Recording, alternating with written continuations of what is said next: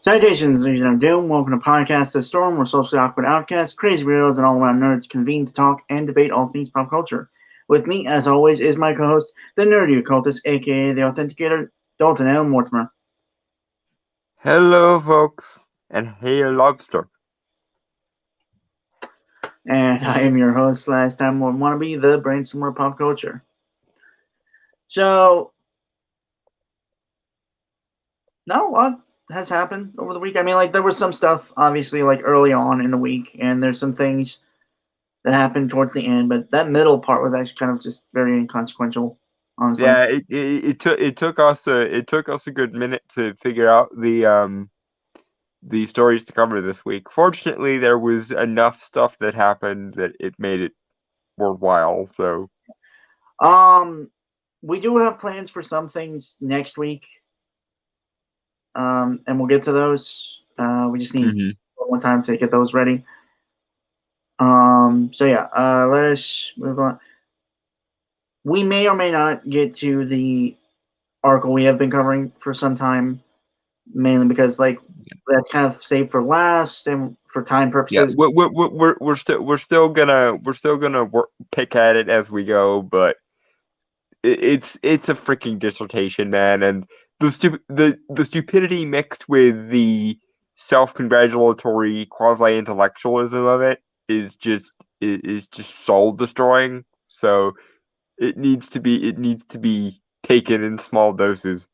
Yeah, there are times I really wish I had an actual beer or like liquor to drink with that article, man. Don't you get drunk? Don't you become a drunk? It makes me consider it. Okay, it makes me really consider becoming a drunk. I'm not.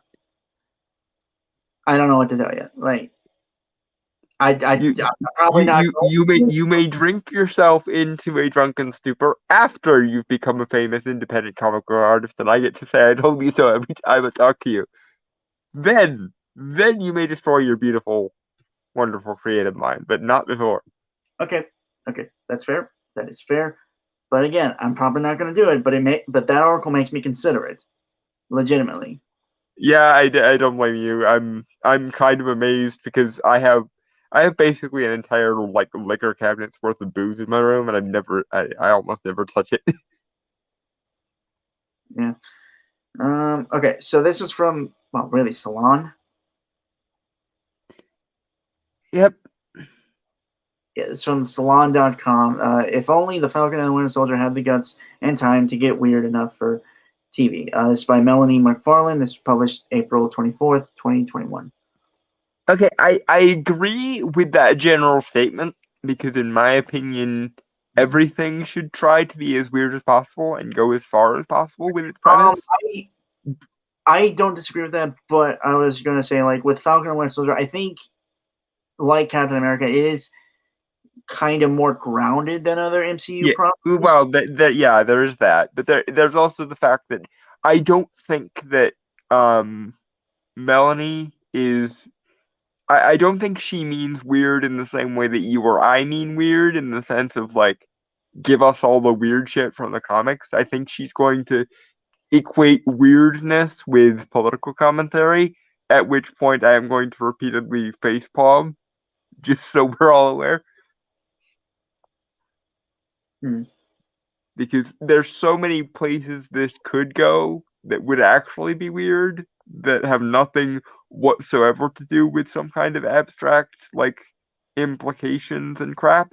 Uh, But Plus, we have some things to say on Falcon and the Winter Soldier, and it's kind of topical because it ended on Friday.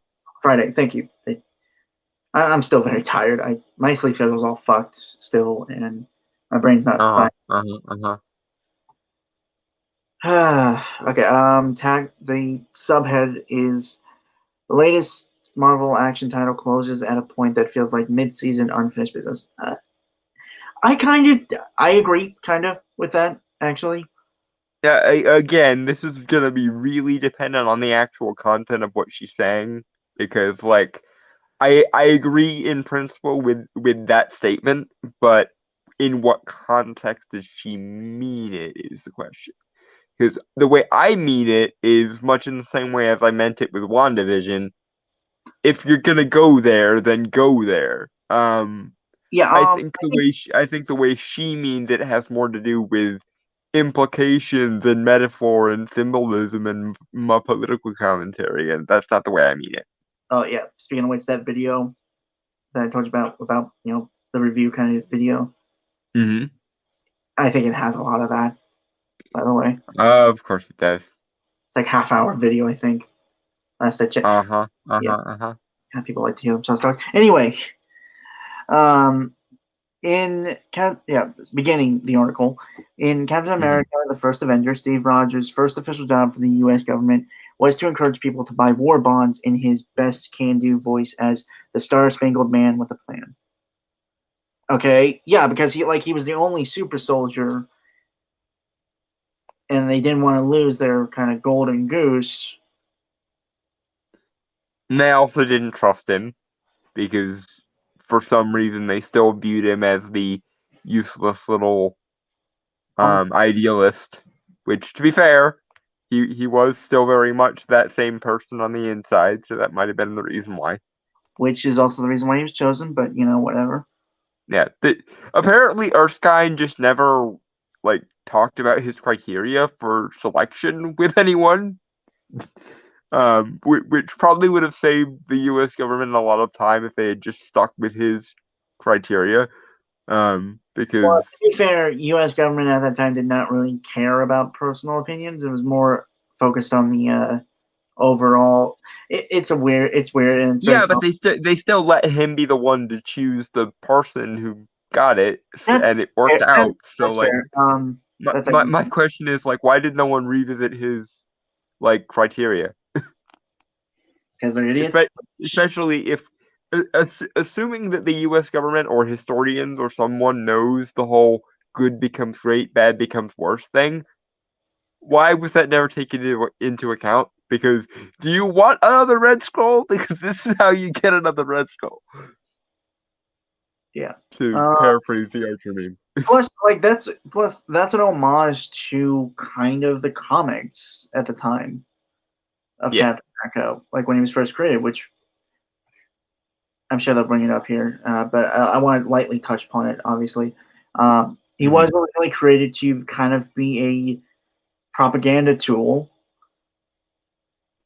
Yeah, for American. and it was also a way of the director of the movie kind of playing with the 40s setting and the 40s sort of propaganda stuff that films. Yeah. Plus, you got to wear the classic costume, which was cool. Yeah. It was very goofy looking, which I think. Yeah, honestly, I think Captain America and the First Avenger is probably the best translation of comics to screen that the MCU has ever managed to pull off. Yeah, the director is also the guy who did The Rocketeer, which I like a lot. Uh-huh. We really need more like Golden Age stuff. We do. Get on it, DC. Speaking of which, Justice Society World War II will be coming out soon, I believe. Yeah, and so's Black Adam. So again, I must stress this. Get on it, DC. I've been telling you for years. Go Golden Age. It's the one place Marvel can't touch you. I mean, they got a few things, but no, you're right. Yeah, but I mean, they've already done Cap, and short of introducing Android, Human Torch, and the Submariner, they can't really pull another big event out of their ass with regards to the Golden Age. So, Fair enough. Fair enough. though Marvel, if DC does go Golden Age as hell, and you want to play games with them, I'm just saying, Android, Human Torch versus the Submariner movie, make Oh, it happen. I want that movie. Stargirl was also pretty good for Golden Age. I mean, like it's a good mixture, honestly, and I feel like there really should be more of that. But that's a totally off script. Yeah, For another time. back on Captain America. Okay. Steve had serum endowed super strength, extraordinary speed, and an impressive long jump, and bravery to spare. But the military had zero faith in Steve, so they put him in the USO course line, kind of like creating a custom sports car that's also flight capable and then bolting it onto a carnival carousel. Okay, that's fair. Again, like to be fair, It's a weird metaphor, but sure, that works. right. Well, to be fair, again, the U.S. government, or I guess the military in this case, has always been full of incompetence. I mean, like ask any soldier or vet that got out. Yeah, friend of the channel, Chrononaut, is an ex-military um person, and he goes on for freaking hours how incompetent the military is if you let him. To be fair, that's just governments in general or militaries in general. So Yeah, and again, we had this conversation before we came on air. If you are a person who trusts their government, then you are in danger of being an idiot. yep. Just as a general rule, But no person should ever trust the government of the country they are in. No one put faith in the ever. country, sure, but Yeah, but not the jackasses that get pressed into service to run the damn thing. but back to the whole thing. Like again, like we said earlier, is Steve was the one and only super soldier, Hmm. and what General what was his name? You know, Tommy Lee Jones character. Yeah, I don't know his character's name. I've just always called him Tommy Lee Jones because that's very evidently who he was. Right. You know, he said you're not enough, which again could be a slight to Steve himself, but also like he's still just one guy, even if he is a super soldier. Yeah. It's Now, granted, we see him later literally going toe to toe with literal armies, so right. and not only armies, but weird Hydra tech, Tesseract powered enabled zombies or Nazis. So there's that. Right. Um, Right, that's fair. Again, just sorry, just but at that time he wasn't like test or anything, and like he still technically was kind of a private. yeah, Yeah, and again, this is basically down um to the general A, not understanding how awesome Steve Rogers as a person is, and B, not understanding how the serum works. And so therefore not understanding Steve Rogers with the powers of the super soldier serum is therefore the most awesome human being ever to walk the face of the earth. Basically. all right. The only way he could become Captain America was to defy orders, throw himself behind enemy lines to save Bucky, and show off the extent of his capabilities by punching actual Nazis. Well, technically, See, Hydra was I don't think Steve was showing off. I think he was just single-mindedly devoted to I feel like I'm wasting my potential because I should be helping people. That was always Steve's thing was I don't care about me. I don't care about my own needs, my own desires. I feel the need to serve the greater good, quote unquote, because I feel like I should. Even before he was super soldier serum enabled, he and Bucky had that conversation of like, men and women are laying down their lives. I've got no right to do anything less than that. Um, and incidentally, that was what drew the attention of Erskine. It's why Captain America's catchphrase in the MCU has always been, "I can do this all day," because that more than anything else is the thing that makes Steve Rogers the ideal Captain America. Is he's just that much of a uncorruptible, immovable cinnamon roll.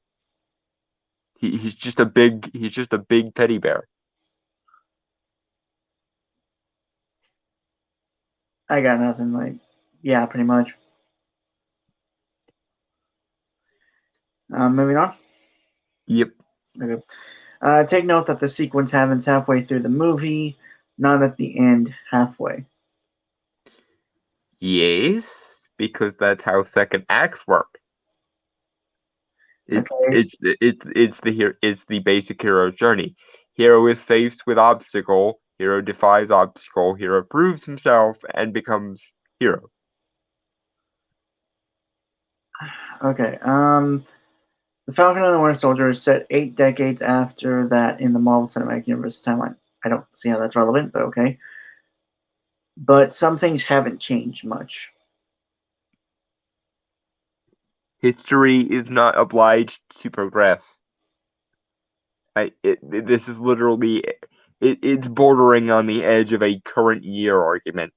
It's the year it is, so therefore history must have improved, right? No. History is under no obligation to improve, therefore you're an idiot.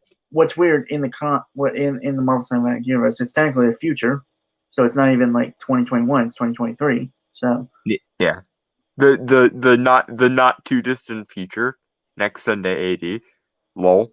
But yeah, the future. The fact that it is a universe that for the last decade has had alien invasions, battles of gods and elves, a man in a flying suit, shrinking power. And I mean even the World War II of the Marvel Cinematic Universe was significantly advanced by the Deus Ex Machina brain of Howard Stark. That's basically the difference. The incredibly advanced technology of Howard Stark changes everything. Well, also Hydra as well with their technology.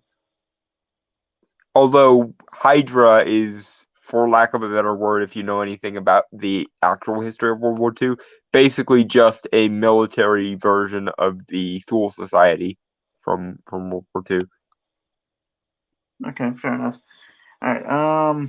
When Sam Wilson embarks upon his first mission as Captain America, he doesn't wait for orders or permission to wear the colors or carry the ship. Okay, one, he's a freelance agent. He doesn't technically work for the U.S. government anymore. Yeah. 2, he didn't take the super soldier serum.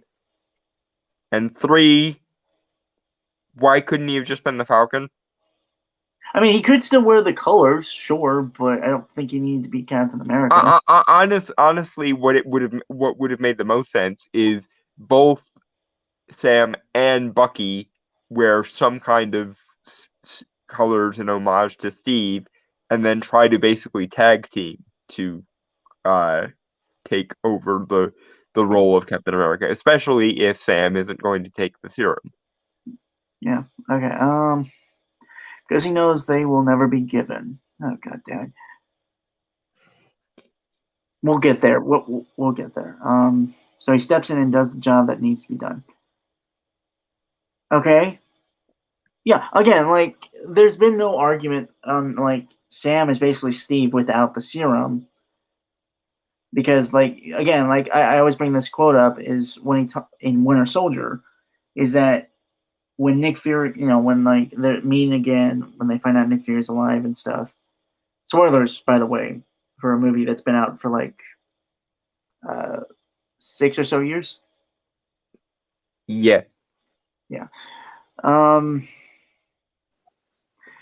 Is that he looks to Sam Wilson, like Nick Fury, and says, like, don't look at me, I do what he does, Steve, but slower. Because, he doesn't have the serum. But that, to me, that's always inferred that he and Steve are very much alike in terms of their beliefs and philosophies and just general, like, doing good. And in the show, that's very evident and, like, obviously is the reason why they always pushed for Sam to have the shield. And Which also that line probably would have been a good justification for why he should have taken it, because that would have at least helped fill that void if they were going that route. But again, my preference would have been no one can take the place of Steve Rogers because Steve Rogers was just that good. But two people who both knew Steve Rogers personally and were directly inspired by him very much could have filled that void. Okay, so we're gonna get into something we kind of both had a discussion about prior to the stream. Mm-hmm.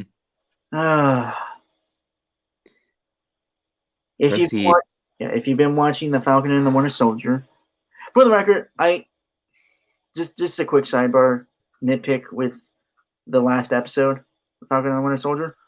Mm-hmm. When they do the Captain America and the Winter Soldier end title for the series, it should have been White Wolf because he literally has that name. It was given to him by Wakanda. Yeah, and Bucky's arc is essentially living down or atoning for his time as the Winter Soldier. So making him perpetually the Winter Soldier for marketing reasons kind of robs him of his ability to get the fuck over his trauma. Yeah. I'll be honest, like my favorite scenes in Falcon and the Winter Soldier are just Bucky's scenes, man. His entire like you combine all those scenes together and they're just that could be a whole series itself or a whole movie. Yeah, it could have. Also Zemo, seeing Zemo again and having him go a little bit more over the top with it was very interesting. Really good stuff from the show overall. But I agree, like it doesn't go far enough, honestly. But that's a topic for another time. You may ask yourself, to which job does this refer? Is it claiming the title of Captain America or standing up as a black man in America with all that implies and risks to become a symbol of what heroism looks like? The answer to both questions is yes. Okay,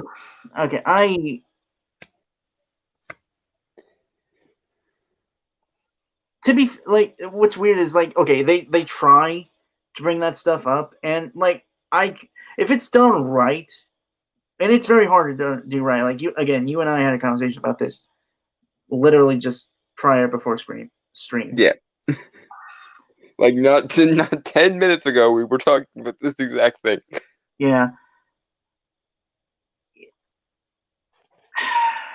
Yeah, like if it was, I don't want to say like it feels forced because it doesn't, in my opinion. Like there are moments where it makes sense for this stuff, sure, but I feel like for some reason it's played too big in certain scenes in Falcon and the Winter Soldier. Because it's an attempt to beat you about the head with message. And also, and this is the other thing, and this is the one thing that I want every social justice inclined writer to learn. If you're gonna bring up this shit, have it be spoken in a way that human beings actually talk, rather than sound like someone's quoting directly from a fucking critical race theory textbook half the time. Which okay, I guess we can bring up a couple of scenes from the show in light of this and kind of give our opinions on that. Like, I guess the most obvious one would be the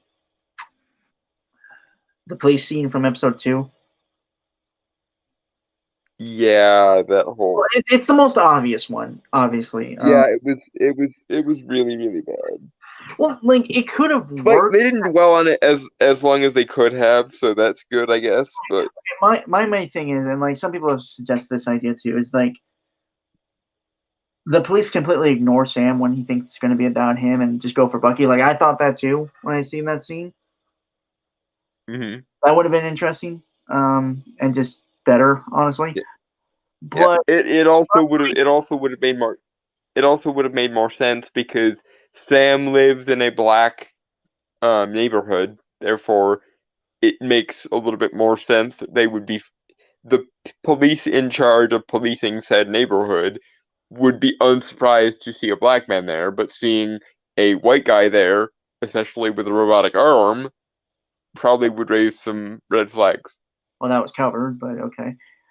Well, also my reason is it's the MCU where like there was you had a giant green man destroy a portion of New York City. You had an alien invasion in New York City a few years after that. You had a formation of superheroes. You had again literal gods fight in like London and shit. Basically, all this stuff that basically would make more humanity want to come together. And I mean, like they'd still be fucked amongst themselves still. Yeah, because But humans gonna human and so on. But right, but I think the things about like race, sex, religion, sexuality really wouldn't be two big factors when compared that basically it's Earth against the entire universe. When the entire yeah, universe, also side note, speaking of religion, and this is just a complete sidebar of a thing I just noticed. In a world like the MCU, why is Norse paganism not more popular? Because like you can like people have met Thor at this point. People are aware, like, and not that it needs to be dwelt on in any great degree in particular, but in a world where people can see and have like video recordings of literal Thor and literal Loki existing in the middle of downtown New York. I'm betting, especially because Thor, was instrumental in saving everyone's ass, that there would be a resurgence in Norse paganism, or at least some variant of Norse religion. yeah, that's the thing about Marvel. They don't really think about the actual Implications of things. yeah, like the major events. Like it wouldn't apparently it doesn't affect the world when in actuality it would affect them greatly. Yeah, because I know I'm not the best case scenario because I have no problem believing in the fucking Norse gods as a general rule anyway, but if I lived in the Marvel universe and especially anywhere near New York, and literal Thor and Loki were just standing there as concrete as you like. I'm gonna grab myself a copy of the fucking um Prose Edda and the Havamal while I'm at it. Mm-hmm. And Which with which getting back on track. Why does no one recognize Sam and Bucky ever? well, Bucky has shorter cut hair and stuff, so Okay, that may be fair, but like, especially given the one scene in episode 2 where somebody just pulls a gun on some police officer douchebag pulls a gun on Sam, like, dude, that's the Falcon. What the fuck are you doing? Like, even excluding we're clearly trying to make a point, we're clearly trying to be meta with this thing, dude, that's not even if this whole institutional racism thing were a thing, which I don't think it is, but never mind. Even if that were the case, that's not just some random black guy. That's the Falcon who just helped save everyone's ass post blip. So what the fuck? God, I hate that term. Yeah, no, it's terrible. But what I mean is, even playing within this person's sandbox, it doesn't make any freaking sense. Right, okay, shall we move on? Mm-hmm. Right. In the finale titled One World, One People, Sam and Bucky charge into the fray to rescue kidnapped members of the Global Reparation Council from a group of super soldiers called the Flag Smashers, and we're reminded that Sam does not have amplified powers. Yeah, he uses a vibranium suit. Actually, no, okay, let me finish this whole thing, actually, before we comment. Mm-hmm. He has been gifted a fresh uniform from the Wakandans, complete with wings and a jetpack that lends him a strength boost when he needs it, but that's about it. Otherwise, it's all about his skills. Oh, that sounds like something you and I talked about, you know? Yeah, yeah, it does. Um, Holy shit, did they? No, they didn't. It was totally made before we came up with the idea, so. yeah, they couldn't possibly have. Whatever. I really got nothing to say to that. I mean, Yeah. Although, and I'm gonna be a stickler because I'm just that way.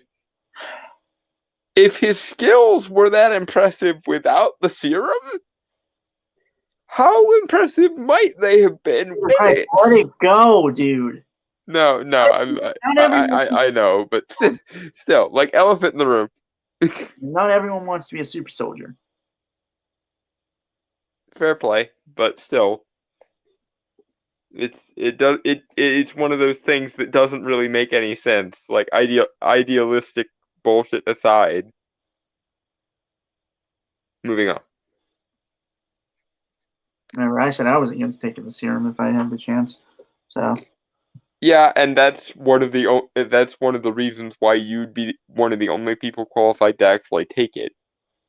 That that's the sad thing. Most people who actually probably should take it don't take it because idealistic bullshit, and the people that want to take it most definitely should not have it. well, I wouldn't say it was idealistic why I didn't want to take it, but okay. Anyway, that's a side tangent for another day.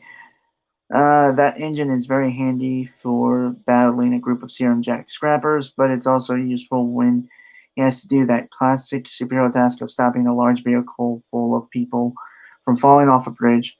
Onlockers film it all for social media, of course. Well, yeah, I mean, come on.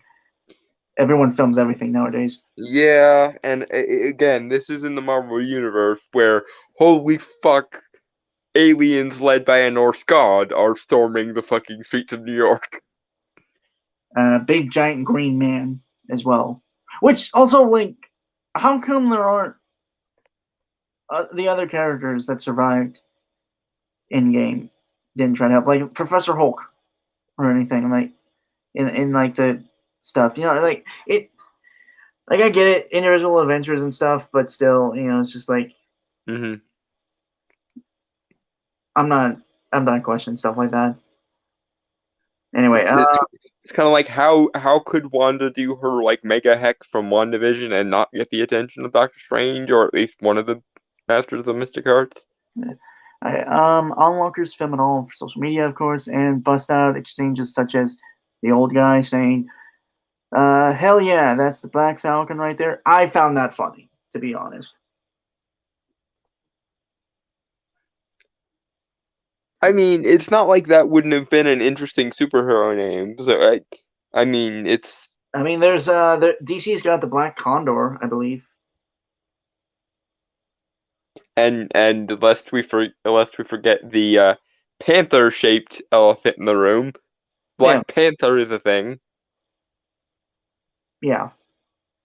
I actually did forget about that. And now he will be canceled for forgetting our Lord and Savior Black Panther by the Black Lives Matter mob. I really don't care. Well, no, it's like I was thinking in terms of like black with a bird, the color black with a bird, like so. Black Mm-hmm. Condor came to mind. If Yeah. you guys know about that, that is a character from DC's Freedom Fighters, which is very much a U.S. centric superhero team Mm-hmm. that has Uncle Sam, who is also a DC superhero, which actually should. I really feel like he should be given a little more.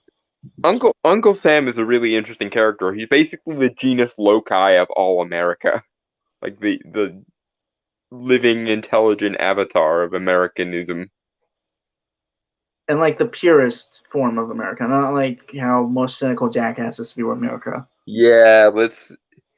Although that might be a good reason not to mess with Uncle Sam for now, because somebody would turn it into, oh, he's the racist because America was founded on the racism and so on, and that would be bad. So maybe it's better that they just leave it the fuck alone. Right. Okay. Fair enough. Young man says, "Nah, that's Captain America." Okay. Um, can't he just be the Falcon? I mean, like he is capable of being Captain America. Like he has the heart and soul for it, sure. But it's like you're treat. It's like a part of me is thinking, it's like it's kind of saying that he can't just be Falcon or like maybe like American Falcon or whatever. Something that would acknowledge that he's still who he is. It's implying that him being the Falcon was just a phase or unimportant or less important than being Captain America. And ironically, you know who wouldn't have said anything like that? Steve wouldn't have said being Captain America is more important than being the Falcon. I think if you even raised that to him, he'd just look at you like you sprouted a second head because Steve Rogers, being the, big old teddy bear that he was and humble to a fault, probably wouldn't even understand the notion of him being better than anyone else. It would confuse the fuck out of him. It's like when Red Skull asked him what made you so special, he was just like, "Yeah, I'm a kid from Brooklyn. Doesn't really matter." Because to Steve, it really doesn't occur to him that he's better than anyone else. Apart from occasionally teasing his friends, like with Sam and the on your left thing. That's about as far as Steve's, like, cockiness will go. Yeah. Well, that is like a soldier thing, you know. So yeah, and it's also a friends ribbing friends thing. Like how often do we jab at each other in similar ways to that? Oh, so you aren't a racist. Okay. No, but seriously, folks, that is a joke. Yeah, we go back and forth on that. That's very much what friends do. Mhm. Okay, so moving forward. Yep. Yeah. Sam's Captain America is very much a hero, and like Steve, he knows he has to put on a show. If the Falcon and the Winter Soldier were nothing but an action romp, all the slam bam sequences exploding around Sam's debut would have made for a decent middle of the plot peak on our way to a better climax. Okay, I got nothing really to say there. Yeah, I agree that the Marvel shows, such as we have them so far, aren't really going far enough, and it is kind of annoying. But what is your definition of far enough? Because my definition of far enough would be introduce Captain Britain and set up the Black Knight for Eternals, because we know Black Knight's going to be in Eternals. That would be my definition of how Falcon and Winter Soldier could have gone weird, or hell, have Well, they one set of up the Madripoor. Hmm? They set up Madripoor. Remember?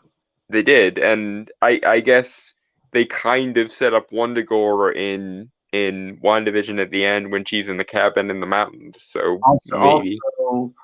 Also U.S. agent. We'll get to John Walker. I'm sure that they might bring him up here. So Yeah. Okay, but 6 episodes is all we get of Falcon and the Winter Soldier, netting us a frantic, closer overflowing with haymakers. Frenetic, closer, overflowing with haymakers, face kicks, bip, bow, boom, pow, and grunts. Surprise battlefield appearances by Sharon Carter and disgraced former Captain John Walker, along with one supposed revelation that anyone who can do basic math should have put together some time ago. For all of that, the hour contained very little emotional depth. And here I must inform you that you should count your blessings, because those of us that care about the weird mystical side of things only got 9 episodes of WandaVision, and they were half an hour each. So you got 6 full hours, and I got 4.5 hours. I want to say the contained very little emotional depth thing is wrong. I mean, you don't care about emotions, so yeah, it's not my field. That's where you're supposed to be the freaking moral compass having emotional one, and I'm the guy that parses the arbitrary rational bullshit. So go do your thing.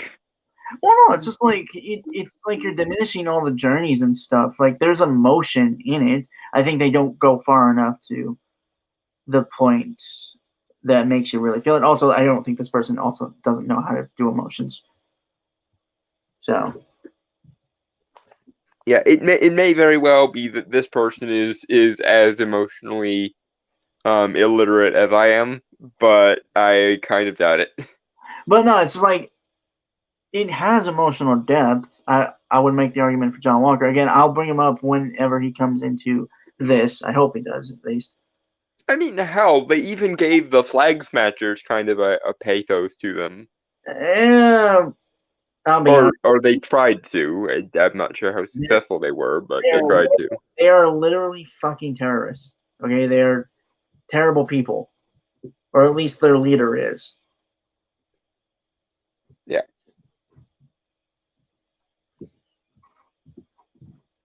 Anyway,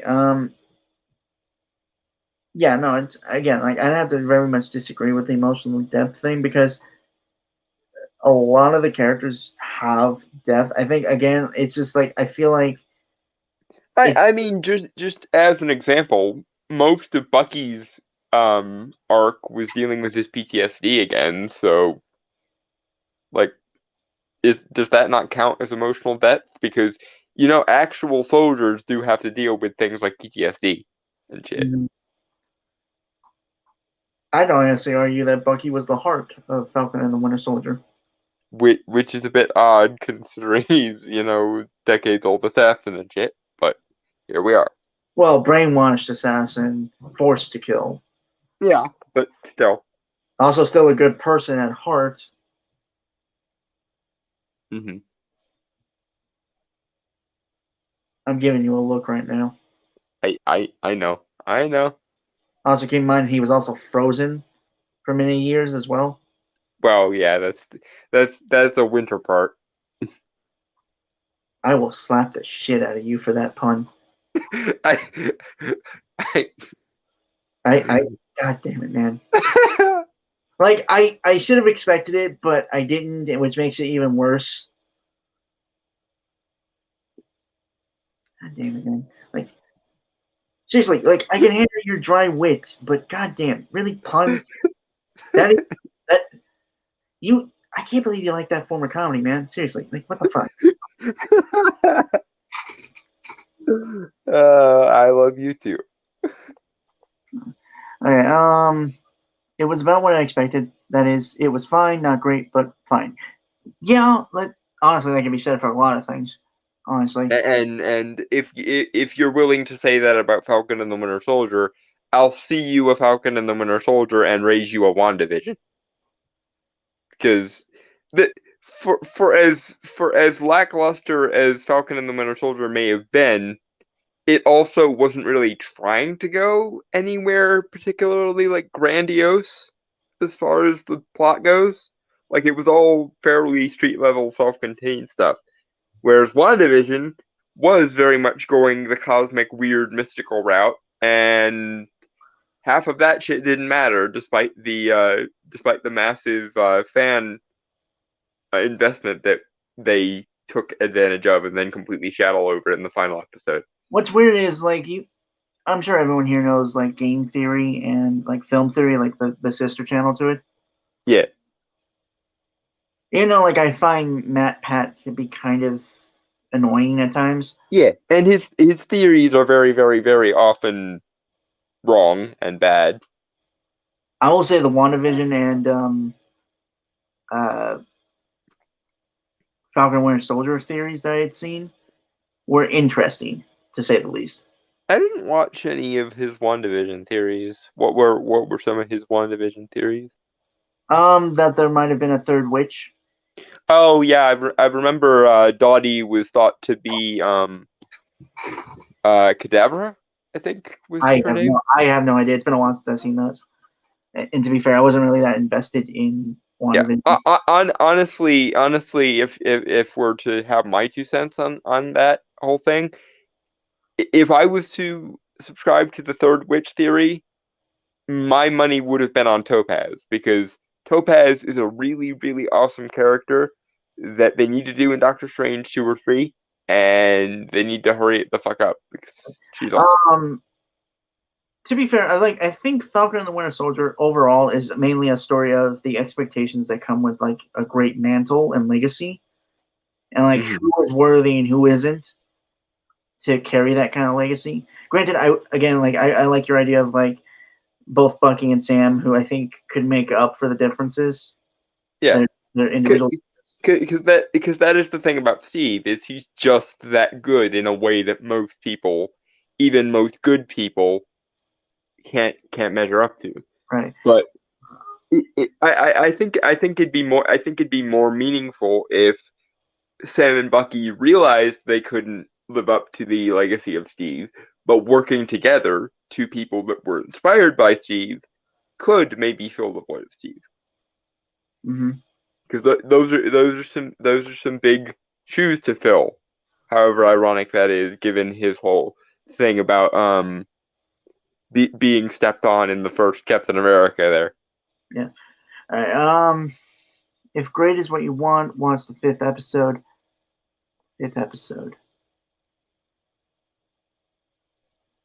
Oh, okay. Also, bear in mind that what series creator Malcolm Spellman sought to accomplish in telling Sam Wilson's origin story, and where I suspecting Marvel required him to land this plane, were probably destined to be at odds. Sam's journey is a poignant one, but steering it into whatever dock Marvel built for it was bound to shortchange the development and service of other themes. I kind of agree with that. Yeah, again, it's very much the WandaVision problem. Where it should have gone and where it did go are two different things. Right. I'm of the mind that I think it could have stand maybe like a couple more episodes for Falcon and the Winter Soldier. Yeah. Because like it's just 6 episodes, like granted 1 hour each. It's technically like movies and stuff, but I think it could. Yeah, if it had been 10 or 12 episodes, or 10 or 13 episodes instead of 6, it would have given more room to breathe, I think. Honestly, I'd say 10, to be fair. Because like for the majority of it, like the first like couple like 2, 3, 4, maybe 4 episodes, Hmm. it was amazing. Like pacing and storytelling and all that. I think I'll have to take your word for that, I guess. I think the last 2 is kind of where I started to see the issue. I mean, like it's not a perfect series, obviously, which isn't really saying much, but mainly, again, I think if we're going to say a theme here, and I'm sure the themes they're thinking of are very, I'm assuming, but I think the theme again, if we're going to have a theme for Falcon and the Winter Soldier, is again the whole thing of no one really being able to live up to Steve's legacy as Captain America. Not a single person, at least. Yeah. Because people like that are 1 in a million, or 1 in several million. So 1 in a trillion, actually. I'd argue. Yeah. You know, math aside, 1 in a lifetime, basically. Okay. For one thing, compressing the plot into 6 episodes limited Bucky's storylines. I think they did him pretty well, honestly.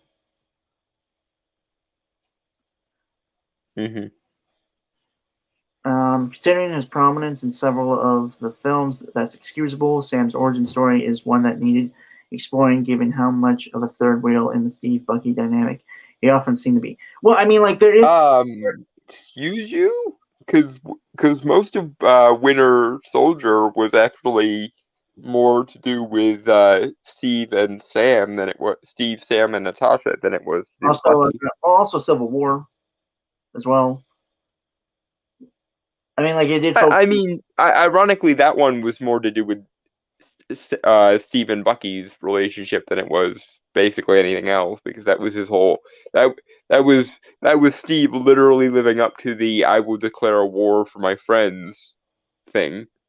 I can't believe some people are actually against Captain America for that movie. Like I seen something. Yeah, I don't understand those people either. even taking out the fact that Steve Rogers is the goodest of boys to ever live, basically. Yeah, That's a thing for another. That's yeah. you know. To even taking that aspect out of it, of Captain America is someone you can trust by default. Trusting government bureaucracy, especially international government bureaucracy, to be in charge of superhuman beings is just asking for trouble. That's how you get like something like The Boys. Yeah, yeah, no, thank you. Especially given the fact that we just had Hydra take over Shield from the inside in Winter Soldier. So yeah, no, fuck no. Mm-hmm. I'd like to believe that Shield is standing again from like Agents of Shield, like the end of that series, with like Yeah, Mac. what one can hope and dream, but the trouble there is, Agents of Shield isn't even canon. So Sucks because it's a really good show. yeah, and honestly, and again, because I'm me, this is inevitable. Agents of Shield had a better version of the Darkhold than WandaVision did. Because in Agents of Shield, it was demonstrated that the Darkhold was alive and would like translate itself depending on who was reading it and what they could understand. Also, it got weird, super weird in the later seasons, man. Yeah, Ghost Rider versus Darkhold empowered android. That just I Also, they did the Matrix too, which was they really did they did it was and this weird sort of magical technology thing of like Ava building herself her own body kind of thing. That was just also also they did Inhumans the best. yeah. Unsurprisingly, Scott Buck failed entirely, and the people in charge of Agents of Shield did much better. Yeah. Okay. It makes me wish we had actually gotten that Inhumans movie that we were supposed to get. Mm, um. Okay. For one. Okay. I got that. Also, he's the one destined to pick up that historically loaded hunk of vibranium, not Bucky. Why couldn't it have been both of them? And Yeah. why does this have to be a Destiny thing? Uh, Because if you really wanted to play up the Destiny line, you would have had him take the serum. Even though I personally don't like the fact that he didn't take the serum, you can interpret that as him choosing to do it himself without the need for Destinies and Deus Ex Machinas. for the record, there are already too many super soldiers in Falcon and the Winter Soldier, so. Yeah, honestly, most if we really wanted to keep the scale of Falcon and the Winter Soldier down a little bit, most of the Flag Smashers should have died at the end to They did. cleanse the world of super soldiers. They did. Eh, it could have been more extreme. But anyway, You are just bloodthirsty, you know that? there's a reason I tried to give my fealty to the Queen of Winter. I would fit in my estimation, I would have fit in well there, but apparently she didn't agree. Okay. Uh, Moving on. Another subplot deserving more attention is Sam's conflicted feelings about the young flag smasher Carly Morgenthau, uh, whose whose struggle he understands. And when they fight, he makes a point of being entirely on the defense, which makes her demise at the hands of a less caring person inevitable. Okay, I also want to bring up the point that she is a villain. Okay, she literally killed innocent people. She was willing to let innocent people die to further her own goals, even though Yeah, like it's like the Iron Man 3 thing with like you start something pure and then come the mistakes and you create your own demons. yeah, Essentially. and therein lies the problem with the super soldier serum. If you're a pure as driven snow cinnamon roll like Steve Rogers, then the super soldier serum will make you into a badass. If you are in any way unstable, though, It'll make you cuckoo for Cocoa Puffs. Mm-hmm. How the fuck was it? God damn it. Nope, I don't have anything. Okay. Next. Yeah, but if Sam had anything else to get off his chest, surely he did it in the finale. The new captain's debut may be recalled less for his daring and bravery than his lengthy speeches delivered in front of news cameras. Everything stops stock still for Stan to explicitly spell out precisely what the audience is supposed to take away from this story. Other than Which I agree with you is bad writing, but I don't think I would say that for the same reasons you're saying that. Because you have no you miss I forget her name. mm, last name's McFarlane, like it's an NN name. Hold on. Melanie, wasn't it? Yeah, Melanie. Okay. Melanie. I agree with you that is bad writing, but I would disagree with that no matter what the message was. I have a strong suspicion that you agree with the messaging of the speech, but not the fact that there was a speech. However, if we really want to play this game, one of the things Captain America is most known for, or was most known for, is rousing inspirational speeches. You remember the one from Winter Soldier? Yeah. It's a good one. That actually might be the only one I can remember of his from the MCU. My favorite is the one he kind of borrows from Sharon Carter, the "No, you move" speech. Oh. Okay. Yeah, that's my favorite. The one from Civil War. I mean, like, it's not really a speech, but from Infinity War, when he talks to Ross. Yeah, that was nice. Also, the "We don't trade lives" exchange he had with Vision was really good. Was it Vision? The "We don't trade lives" thing. Yeah, that was because Vision wanted to sacrifice himself, and Oh, right. Okay. delete the Mind Stone, and Sorry. Cap was all offended because we don't trade lives. And then later on, when Vision saves Steve, he parrots it back to him. I was thinking Age of Ultron because it's okay. Hmm. Oh, right. No, we're off topic. Back Yeah. back topic. Mm-hmm. Um. Other than the thrill of watching a black man rise from auxiliary Avenger to the A-Team. I mean, he was never an auxiliary Avenger, though. Yeah, he was. This is the fundamental problem. You think that him transitioning from Falcon to Captain America makes him better because his previous role was somehow unimportant. And again, I must point this out. Steve himself would not have said that. I think if you asked Steve Rogers, he would have said that everyone was important to the grand scheme of things. Yeah. And he clearly was more devoted to his friends than he was to the mantle of Captain America because for the first, you know, evidence of that, he declared a war specifically to save his friend.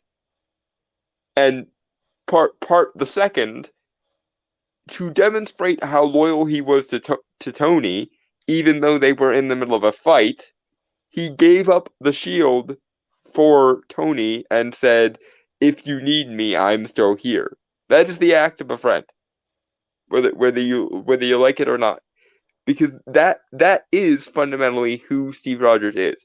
Number one, he is incorruptible to a fault. That's the "this I can do this all day" line, and he is humble almost to a fault because he's just that much of a cinnamon roll. And that's what makes him good Captain America material.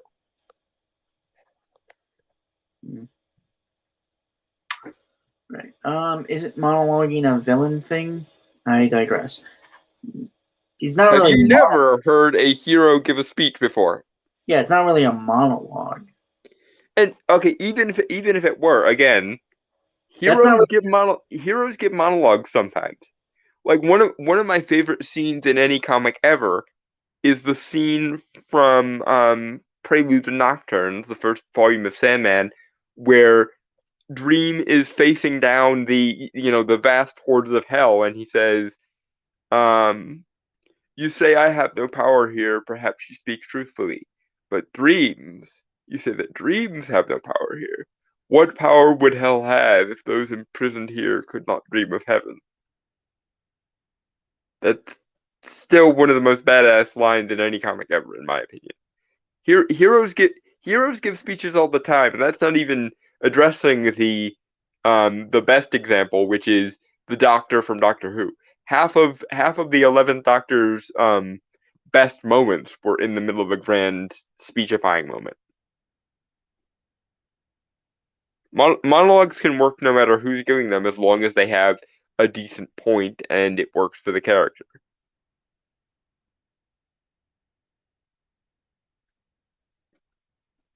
Moving on. One last brainstormer left to do a thing. I feel like I should sing something America themed because of the article, but I can't think of any. Anthem. The national anthem, dude. Come on. I didn't want to go quite that cheesy. Well, it's the first thing that came to my mind. Uh-huh. Yeah. Sorry, I need to stretch my legs a bit. Okay. That's something you could never relate to, Don. I am aware. Yes, thank you. Yeah, but honestly, I feel like his speech could have been better, to be honest. Yeah, it was very heavy-handed, and it was filled with a lot of references that probably were more preachy than they should have been. But if anyone wants, and put this in the comments or something, if anyone wants, maybe I could try do a no. Actually, you know what? No, forget it. Because I really don't think I could do. There's good stuff in it. It's a fine series. Like, it's not great or anything. It's not groundbreaking, but it's good. Like, it's got moments and stuff in it. Yeah. It wasn't my thing, but I'm aware that I'm kind of a picky bitch because Brainstormer virtually reminds me of how much of a picky bitch I am. Quite. But Quite. yes. But yeah, taking issue with the speech itself, though, is different from taking issue with the fact that there was a speech at all. I don't mind necessarily that there was a speech. Granted, I think it's a little bit of sloppy writing because show don't tell and all that, but I think in terms of the content of the speech, it needed several more once-overs because again, it sounded a lot like a political stump speech instead of a rousing inspirational speech. And ironically, you can say a lot about Captain America's speeches, but they never really sounded political. The closest he got to that was when he was telling off Loki and he made reference to, Hitler. What another person once said that to a crowd of people. We disagreed. That's about as close as Steve ever got to being quote unquote political. But it made sense. Yeah. Anyway, moving on. Yeah. Okay. Sam takes members of the Global Reparation Council to task for demonizing poor people. The Flag Smashers, who were okay. I'll get into that later. We're a globalist, anarchist, terrorist cell. Those poor people. When they were first introduced, they really were just stealing stuff to survive. Like the scavengers from Demolition Man. Yeah, the scraps. But when you blew I think it was the second episode, Hmm. When you blew up one of the depots that was holding stuff with people tied down in the Yeah, building at that point, you've officially lost the moral high ground there. who were literally just doing their jobs. They were security guards. They didn't even look like like a private military security team. They just like regular security guards. You tied them up, you took them down without hurting them. You blow up a car right next to the building, and that building catches on fire because of it. Yeah. Yeah. Not exactly the most moral high ground thing ever But there. like, I can understand like taking vaccines from depots and stuff to give to, like it's the because those are like the flag smashers are people that lived during the 5 years when Yeah. everyone else was blipped and stuff. And I get that. Okay, I get that. That makes sense. That's And, fine. and I can understand kind of the attempt to make them out to be kind of Robin Hood, but Robin Hood, as far as we know, didn't kill people. Eh, no, no, as far as my memory goes, I, but the thing what I'm saying is like there's a speech in there that does kind of make sense. Like during the 5 years, countries were just happy to have people in there to help, right? Hmm. And also, like it's a few months. Like Falcon and the Winter Soldier, it takes a few months after in Yeah. game. Basically, around the same time that WandaVision is going on, this is what's going on in the world at large. Right. It's going to be okay. Things like that are going to be crazy, and like you have to be patient, but they're not being patient, and it's like whenever like some country collapses or anything is trying to rebuild, how long does that take? Hmm. This is the whole world we're talking about. Yeah. Half of all sapient life in the on the planet just up and dusted for 5 years. Yeah. So it's it's it's gonna take a minute or so.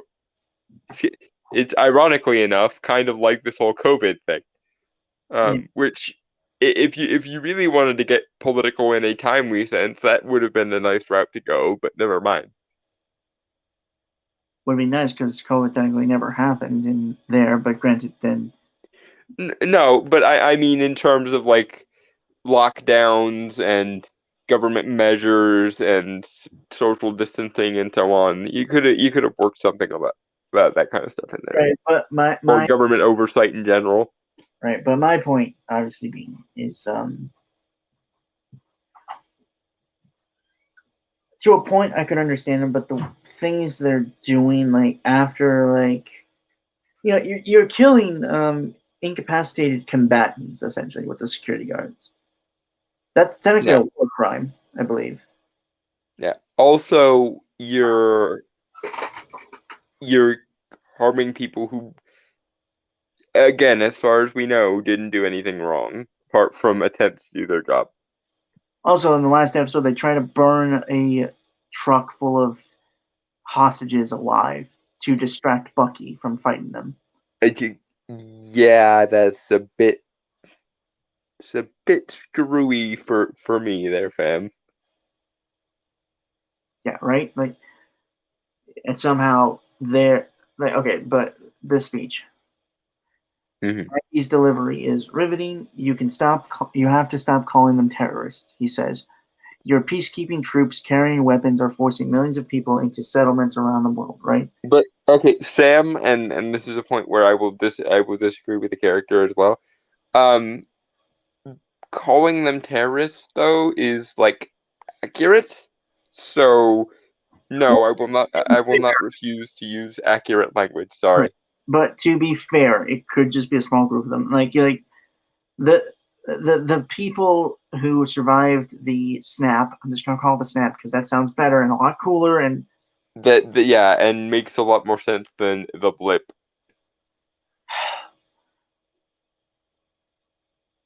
And another reason why I fucking hate Spider-Man: Far From Home.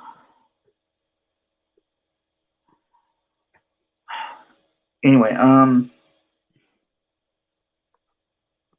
like those people that are being put in the summons are the ones that survived the 5 years and stuff. And I can understand why they'd be pissy because, like, like they're being forced out of homes that they made for 5 years. Yeah. The world goes on. Unfortunately, it's great that everyone else is back now, but 5 years is 5 years, and Mhm. the world had to get its shit together. So yeah. And that's going to take a long time, like years, if anything, because this is the whole world we're talking about. Mm-hmm. Countries themselves take years to rebuild after a catastrophe. Yep. Imagine the whole world, dude. That's going to take like a lifetime. Yep. But yeah, what do you think those people are going to call you? These labels, terrorist, refugees, thug, they're often used to get around the question why. Okay, but at some point, the person's rationale can be judged on its own merits. So if someone is doing something for wrong-headed reasons, or they're going about a good cause in the wrong manner, that we can judge. Sam, sorry, but the fact that the fact that oh, I wanted to do this for the greater good does not absolve a person of doing bad things. Because here's the secret that they never tell, that no one ever brings up, but every villain in history on some level believes they are in the right to do what they do. No no one believes that they are the villain, and those that do believe they're the villain usually are very self-critical because they believe that. Um, hi, but that's neither here nor there. Point being, Hitler believed that what he was doing was looking out for the well-being of the German people. Does that absolve him of any of the bullshit that happened in the 1930s and 1940s? Because I would say no. I would say fuck your reasoning. You still exterminated 6 million Jews and God knows how many other people. And likewise in this case, um, it may be very well and good that you want some sort of globalist anarchist utopia, Carly and friends, but you stole experimental chemicals, you injected yourselves with super soldier serum, you blew up a bunch of shit, killed a bunch of people, and basically created a chaotic clusterfuck within a world that was already jacked as hell because of the fucking snap thing. Which side note also kind of makes you hypocrites, because if you're fighting for the premise that life was better during the snap, then why would you try to make the world more chaotic than it already was? Because the whole point was, we work together better under the snap restrictions. Therefore, well, if that's your rationale, then surely anarchy is the last thing you'd want in such a situation. But what the fuck do I know? Moving on.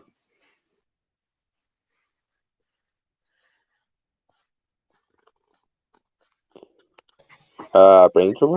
I'm back. I'm back. Sorry. I might have to leave in a few minutes, but let's get through this. Okay. I mean, he's not wrong about the question why, like to ask why these people do this thing. Like, Yeah, the rationale is a variable, but it's not the only variable. no, I'm not saying that either. Like, Yeah. You and I had the discussion of, I guess I can say it. Like, what if I was Captain America and like my ideals and beliefs and stuff? I would say one, I'm very different in comparison to Steve Rogers. Like if I was in the shoes of John Walker, like just to give people context, me and Dalmo were hanging out one day, like two or so weeks ago. I think so. Yeah, it was on one of our Wednesday chats that we had.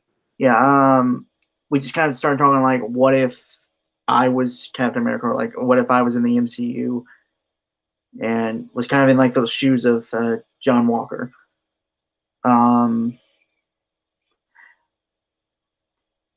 my, yeah, like I'm an optimist generally. No one can attest to this, Mm-hmm. but I'm practical. I guess is the best way I can say it. And the reason why I'm saying this is like I try to take everything into account because like all the reasons and why people do the things they do, not why Yeah. facts and stuff. Like all in all, I would say like if I was in the shoes of like Captain America, I would arrest them just on principle. Like as soon as they were stealing things from depots that could have been used for other people. Yeah. They killed innocent people. Those are facts. Those are not opinions. It doesn't matter what anything else. The facts are men are dead and things that Yeah. could have been benefited to help other people were stolen. Yeah. Now, it would be wrong not to listen to them try and No, explain why no, if I they agree. if they offered that. But I agree, but they still have to face the consequences of their actions. People. No one is above the law. No one gets a free pass. Everyone has to face justice. That's a belief that I think matters. And no matter what they did, they have to face again. Like they have, these people have like the Flag Smashers have killed people. You have to go to trial for that. You have to get arrested for that. There's no mhm. there's no way you can wiggle out of that at all, in my opinion. But I think the thing that Sam, I think Sam is not taking into account in those factors, though. Well, I think it's more the writers aren't taking those things into account because, and this is one of the other things that makes this really annoying. In that moment, I think Sam stopped being Sam and started being a mouthpiece for the writers. Which is a shame because Anthony Mackie is awesome and Sam as a character is awesome. Yeah, and more to the point, it's bad writing to use art as a means to an end all the freaking time and but my metaphor and but my symbolism and but my implications is a fucking wrong-headed way of going about it. It's just like what we were talking about with the flag metric. The reason why they did the things does matter, and anyone ignorant enough to say it doesn't matter why you did what you did, you just have to, you know, burn for it essentially, would be in the wrong. But you can consider why someone did something, and then continue to disagree with it.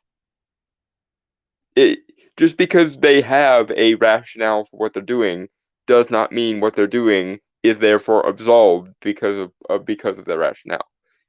Because again, to call back to what I was saying earlier, every evil person in the world, barring congenital psychopaths, believes they're doing, and even to a certain extent, psychopaths and sociopaths, a lot of them have these elaborate moral manifestos that they write because they have to substitute their lack of empathy with a strict moral structure because they still feel the need to be human. But regardless, every evil person in the world believes what they were doing was right or for the greater good or justified or however you want to put it. So again, to use it as an example, would you let Hitler off the hook because he was doing what he was doing to help the German peasantry and stuff because he was worried about the German people? Or would you say, I'm sorry, I'm sorry, Herr Hitler, but just because you were doing what you were doing because Germany was in an economically fucked state at the time does not mean that what you're doing was in any way rational, justified, or moral. And if you would do that for Hitler, then if you would still call Hitler in the wrong for what he was doing, even though he had his justification, why does Carly and her cohorts justifications all of a sudden let them off the hook for all the shit they did? Other than the obvious, because the writers of the show agree with anarchism and globalism and possibly quasi-communism, kind of, because it's very obvious that they kind of intended the Flag Smashers to be a surrogate for Antifa. And if that's the case, then those writers are fucked in the head. Or they just need to have these conversations quietly off screen and not insert them in the middle of fucking their jobs for no reason.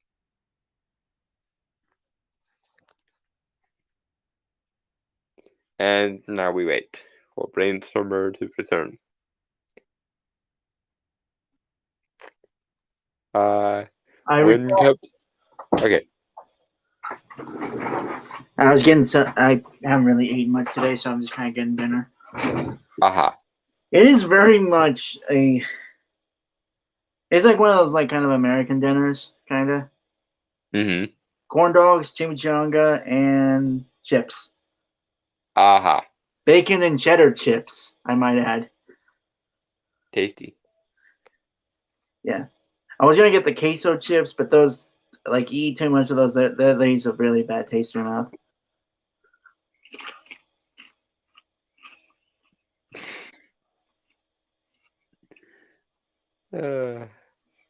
You're thinking something racist, aren't you? I probably was, yes. You get a pass this time. Oh my god. All right. When a powerful GRC senator informs Sam he doesn't understand, the new captain scoffs at him. I'm a black man carrying the stars and stripes. What don't I understand? He asks. Every time I pick this up, I know there are millions of people out there who are going to hate me for it. Even now, here, I feel it, the stares, the judgment, and there's nothing I can do to change it. Yet I'm still here. Okay, here's something I would like to propose, right? Okay. In a way, I could understand it in more of a sense that people don't think he's worthy. Not because he's black or anything. Yeah, it has bumfuck nothing to do with race. It has everything to do with the fact that Steve Rogers was the goodest of boys, and most people are not that pure. Mm-hmm. And no, I don't mean pure in racial terms. I mean pure in, like, moral, spiritual terms. Because, again, Steve Rogers was a cinnamon roll. And unfortunately, we live in a world where cynicism, nihilism, and absurdism seem to be the order of the day a lot of the time. And so we're running out of grounded, idealistic optimists. It's one of the reasons I always tease Brainstorm about basically having the moral compass and backstory of a superhero, because it's unusual and I find it hilarious. Wait, what? Sorry, I was not paying attention. I was reading some of the next article. Uh-huh. What did you say? Because I heard my name. Yeah, I was making reference to the fact that I always kind of make fun of your incorruptible moral compass because of how uncommon it is. I don't know whether to feel insulted or complimented. I mean, you could do both, but I mean, I'm gonna lean towards the latter, honestly, because you're my friend. and for those requiring a demonstration of the thing I was just talking about, case in point. Right. No, yeah, you're right. And what would have been honest? What would have been fun? I think in terms of if they had done the John Walker character like same as he is, but they switched out the actors with Lamar Hunt, like Wyatt Russell, and Yeah. the guy who plays Lamar Hoskins at Battlestar. Mm-hmm. They'd swap them. They'd swap the actors with the characters. That would have been interesting, but it would have ruined the more racism narrative.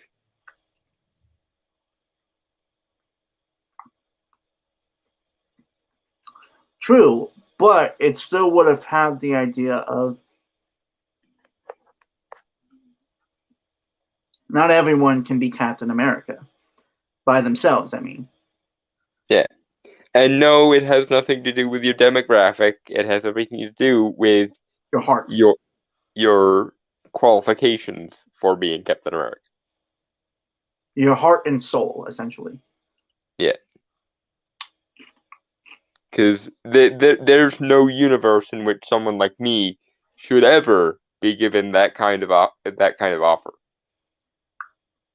Whereas Brainstormer, despite the fact that he wouldn't want to take the super soldier serum, as I've alluded to, that's exactly kind of what makes him qualified to take it.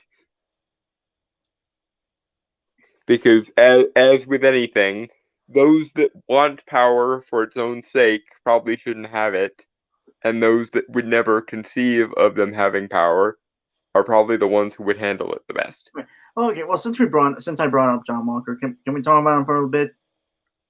Because I'll honestly say, like, he's one of my favorite characters from the show, more so than the namesakes. Yeah. For a particular reason. Mm-hmm. For one thing, he is not as bad as people keep saying he is. Like, he's not some piece of shit. I don't get why people are saying that. Like, everything I've seen of him, he seems like a really cool dude, just can't handle the pressure of being Captain America. He's a person who's just not cut out for the job he's been placed in. No. Good guy, though. I, like...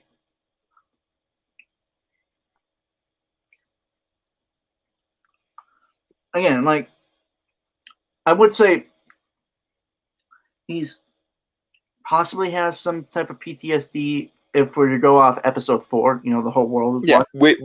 Which is a thing that happens to real soldiers, by the way, so it does kind of make sense. And he's got an anger issue, which again could be trauma from his past. Yeah, because like and also that is often a symptom of PTSD is or disproportional aggression. Mm-hmm. Because your brain is essentially shell shocked to the point that it's stuck in warrior mode, and if you go into full on warrior mode in a situation that is not a war, you're going to be a little bit disproportionate in your aggression. Right, but no, he's not. He's not like he's not an asshole. Like he's just a guy who wants to do the job right, but because of like again, like one, the world is crazy as shit at the time of the show. And there's so much pressure on him to do what's right, and like he's being confronted with this big challenge of like the Flag Smashers and stuff. Again, the whole world is watching. Yeah, this is your first day as Captain America. Have fun. We will judge you mercilessly for any mistakes you make, so don't fuck up. But no pressure, though. That's basically what's probably going through his head. Yeah, and I feel bad for the guy. Like, I think if anything else, if he had been okay, well, to be fair, he was the perfect soldier. But I also think he's a good man as well. Mm-hmm. Like what you said, like remember the well, actually, I don't. Same episode 4, where he's talking to Lamar, his best friend, by the way, and fellow soldier. Mm-hmm. Or like the 3 pieces of metal, you know, the medals of honor he has. Like the first man in American history, in terms of the MCU, to have 3 medals of honor. Which does kind of make sense why the government would pick him of any other people. Because I mean, if he really was the first person in the MCU to get 3 medals of honor, then that's at least on paper good qualifications for the next Captain America. Mm-hmm. But again, this is a fundamental issue of they didn't pay attention to Erskine's criteria.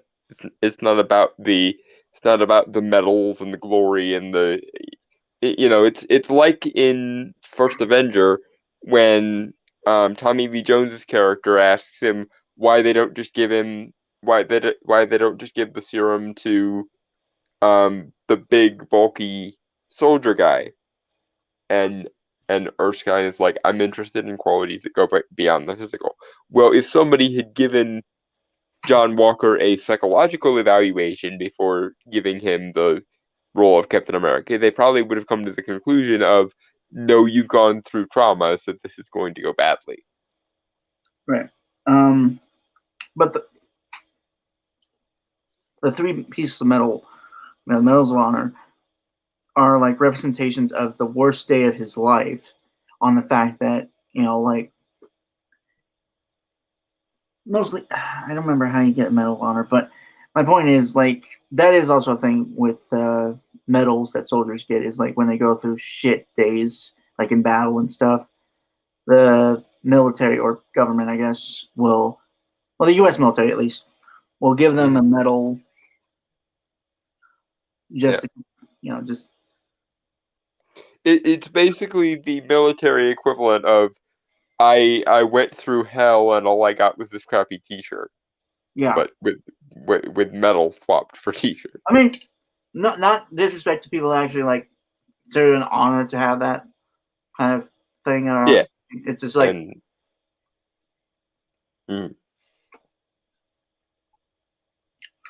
just in context for John Walker. And yeah, and like, again, the world keeps shitting on him essentially, like throughout the episodes. Like, people don't care that he's Captain America. He gets his ass kicked by the Dora Milaje, which fucks him up and makes him really consider taking. I think is a major factor in him taking the serum. Yeah, well, to be fair, the Dora Milaje are like trained from essentially birth to be warriors and stuff. Well, that, and they're also not as enhanced as the Black Panther is, but I think it's the same herb, the heart-shaped herb. Okay.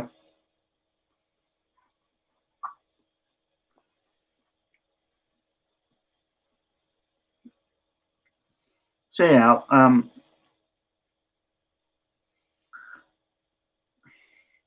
again, he is a guy who is trying, but ultimately, I think, again, the pressure just gets to him. But he's not some. Everyone kept saying like he's like representation of right wing whatever and shit like that, and I haven't watched enough of John Walker's scenes to determine whether that was just what the writers intended to show him as or not. But everything I had seen, like, it doesn't really point that way. Like, again, it just seems like a good guy who just kind of be put too much pressure on and just couldn't take it.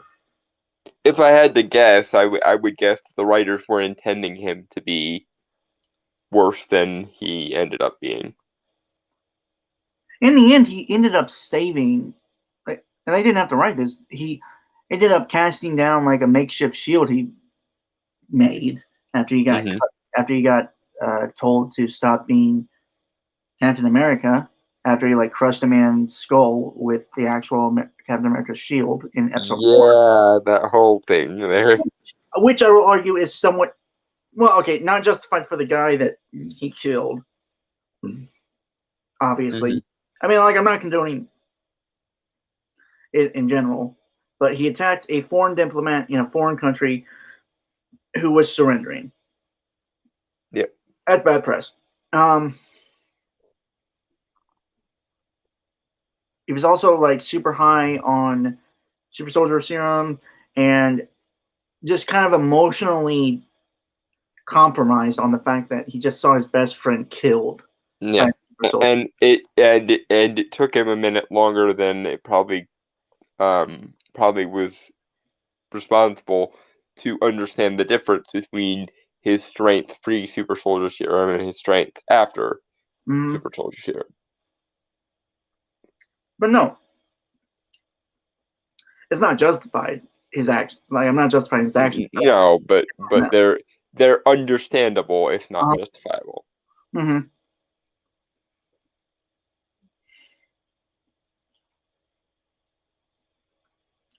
Like, he's again, like he even visits Lamar's parents to give them condolences and like just like and I will speak greatly about Wyatt Russell's acting chops. Hmm. They're amazing. Yep. He definitely got some talent from his dad there. Yep. Kurt Russell, if anyone didn't know, Yeah. Who is also in the MCU, ironically. as Ego. Yep. Yep. But yeah, no, he's again like the best way I can describe it is a good man who just could not handle the pressure of being an icon like uh, Steve was. Yeah. Granted, Steve never looked at himself as an icon. I think that was kind of a big issue with Yeah. John. The humility and the stalwartness of Steve. The incorruptibility of Steve. Where the problem is before Steve got super soldier serum, he had never seen the hardcore nature of battle. Whereas John Walker kind of was already broken by the time he got exposed to super soldier serum. Mhm. And because of the nature of the super soldier serum, good becomes great, bad becomes worse. So you give super soldier serum to someone who is broken, and they get more broken. Yeah. It's like lighting a broken mirror on fire, essentially. Hmm. If we're getting poetically term, if we're being poetically, what's the word?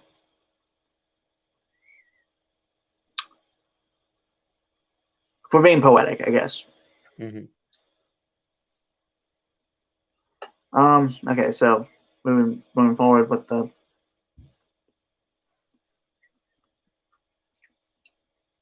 sorry. Um, then comes the kicker. Bam, straight to the chest. No super serum, no blonde hair or blue eyes. The only power I have is that I believe we can do better. We can't demand that people step up if we don't meet them halfway. The whole blonde hair, blue eyes thing. If you take that out, that's good. That's a good line.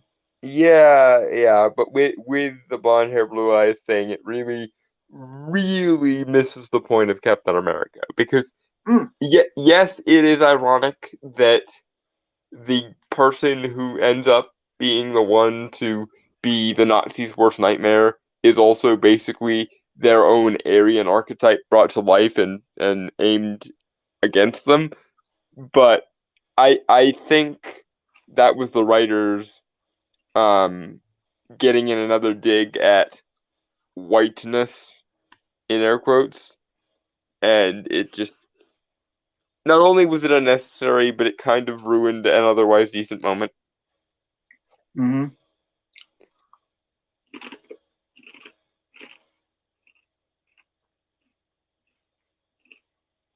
Um, allow me to be the first to admit that I enjoyed being pandered to in this fashion, especially at the end of this particular week. See, and that's your problem there. I'll be right back. Pandering is not a good thing, and I'm speaking as someone who's very often pandered to, not because of my race, but because I am gay and disabled. And believe you me, there is no shortage of people willing to pander to cripples and um, gays. But I have this thing called self-respect. So when my quote unquote interests get put above things like the quality of storytelling, I feel insulted and like I'm actually a worse person because of it. Because if you are the kind of person who really, really loves good art and quality storytelling, and it turns out to be you and your identity that inadvertently get in the way of those things, then you, as a writer who panders to those things, have done nothing but give people of minority statuses who actually have enough self-awareness to realize what good storytelling is, all you've done is say, your existence makes this worse. And again, speaking as someone who's both gay and disabled, I don't need help feeling bad about myself. So when you inadvertently basically put my identity at odds with good storytelling, you are telling me that this thing that I'm watching, or this thing that I'm reading, or this thing that I'm, reading in a comic or whatever, is now worse because it panders to me. And yeah, no thanks.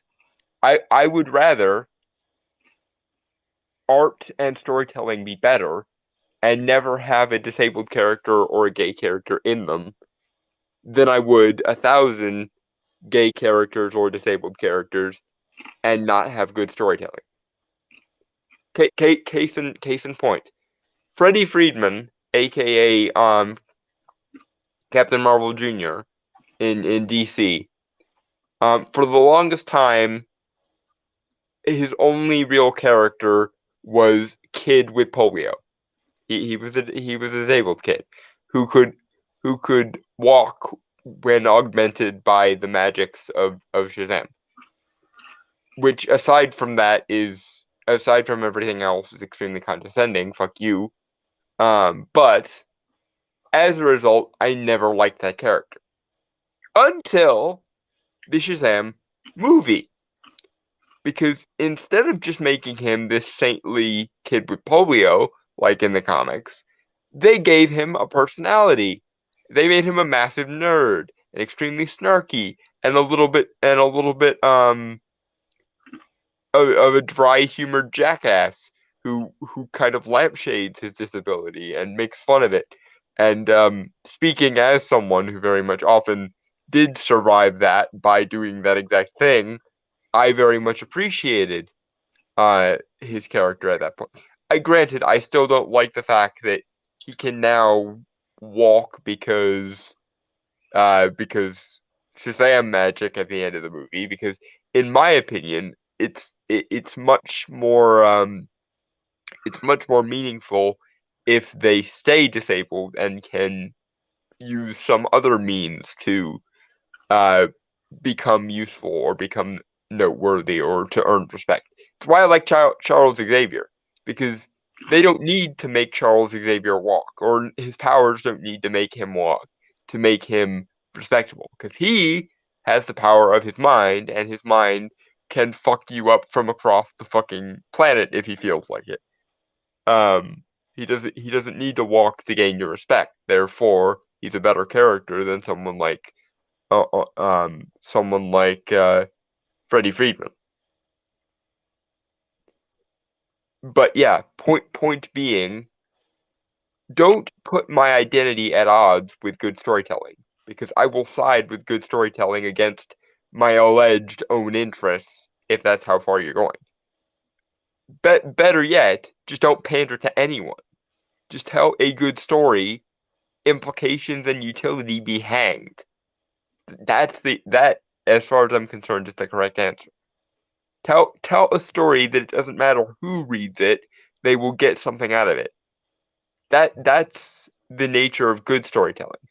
Bad storytelling needs to be deferred to because of implications and metaphor and this, that, and the other bullshit.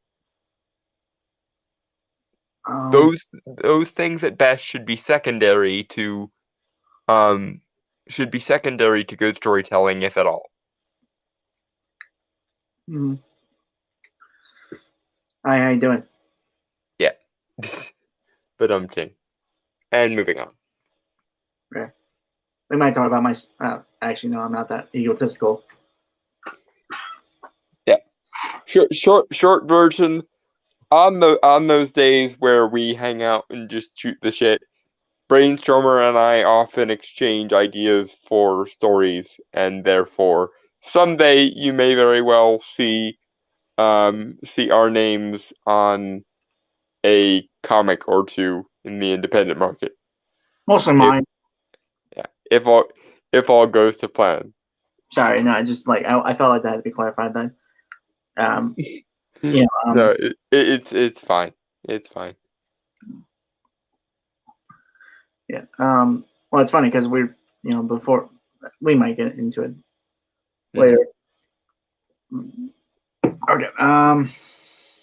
Precisely when we thought we could exhale at hearing the jury in Derek Chauvin's trial come back with a guilty verdict on all 3 counts against him, we learned that a Columbus, Ohio police gunned down 16-year-old Makia Brandt.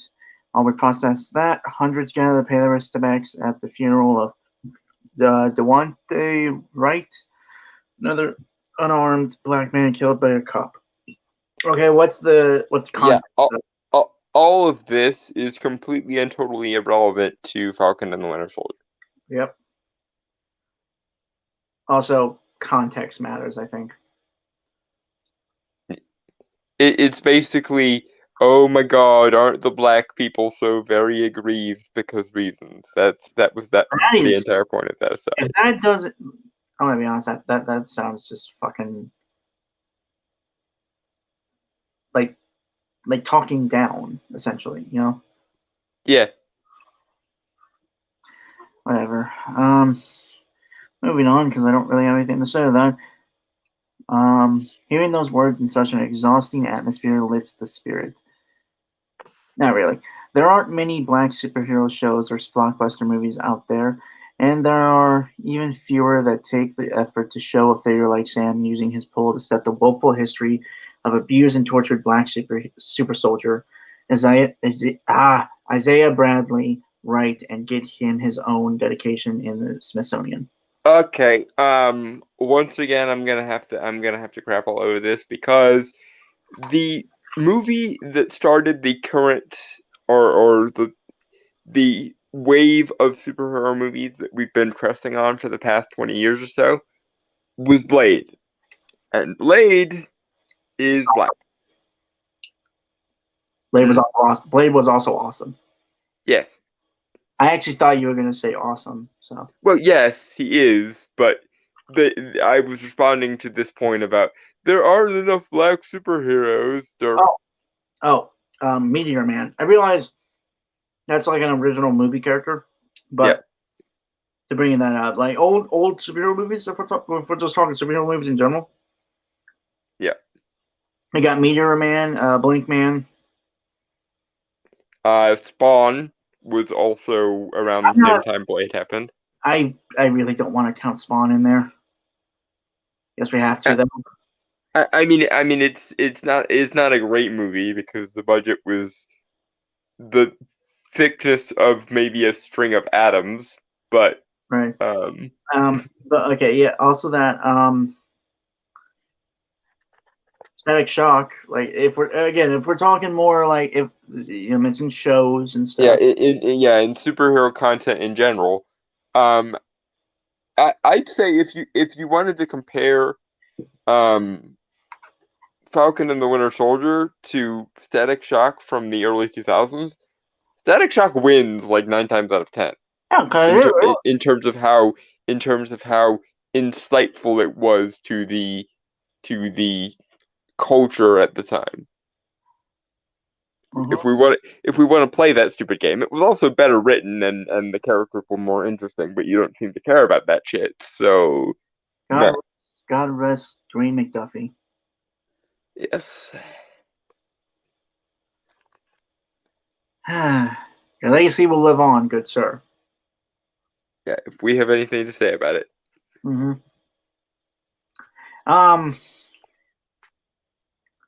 But yeah, like, I mean, like, you can also bring up Black Panther. I mean, granted, I don't think it was like a great movie. I mean, no, but it was a decent movie. It could have been better. I think the major thing is kind of like similar thing with Falcon and the Winter Soldier, is I think it was trying to, I don't know, like it was something was off about it. The journalist reaction to it was also really annoying. And again, it's the same problem of everything has to be because implications and meta and woo. It can never be on its own terms or for its own reasons. Right. Okay, since they brought up Isaiah Bradley, should we give a quick talk about that guy? Because he was really cool. I'm not gonna Yeah. lie. Yeah. Yeah. Super soldier, I believe, from the 1950s, who technically was a Captain America, the second Captain America, I think, who got completely fucked over by the American government, which happens pretty much to everyone. Yeah. Because governments are incompetent bureaucracies that need to go fuck themselves. Also full of selfish dickheads with agendas that change constantly. Uh-huh. Yeah. To bring up, what Cap said in Civil War. Mm-hmm. Also, like the stuff when he brings up like race and stuff makes sense because of the time he had lived in, and like it was a big part for him, like what affected him and his mindset. Yeah, I wish they had been a little bit less heavy-handed about it, but For that character, I can excuse it, kind of. I admit, yeah, it could have been a little more nuanced and stuff. I mean it's fine, but again, we're in that gray area of like, I can tolerate this, but is it really necessary that we need to go to this well every 5 minutes? Topic for discussion for another time. But my point is, he's a good showing of what, like, I think he is Steve, kind of, in a way, like when he first started, but because of like Korean conflict was in like the 1950s, right? I believe so. I'm not as well versed in the Korean War than I am in other things. Well, I think that's when he was like Captain America or Super Soldier at least. Yeah, that was when he was made for the purposes of the show. And, It was older in the comics. In fact, I think in the comics he was actually a prototype Captain America. Like they tested the serum on him before they gave it to Steve. Interesting. I mean, I might be wrong. Don't quote me on that, but I believe from research that's what the character originally was. Well, either way, fuck.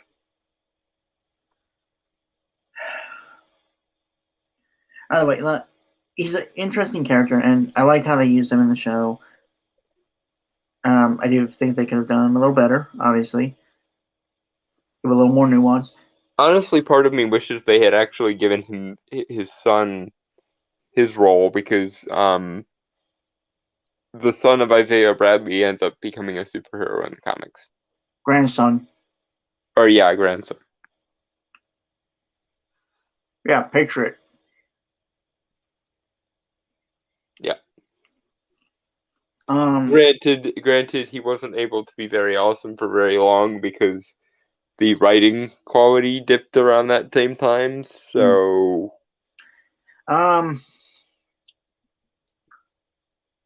fuck. I had something, then I lost it.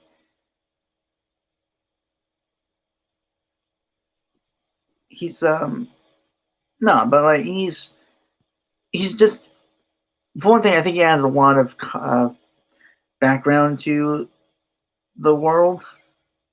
mm-hmm.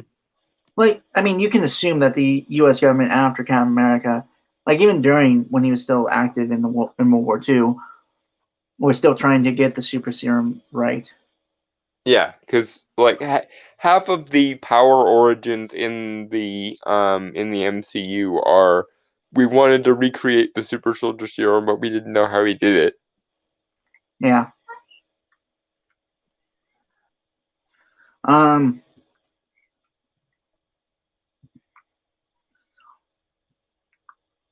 Yeah, Isaiah is just like he's very similar in John Walker, I think.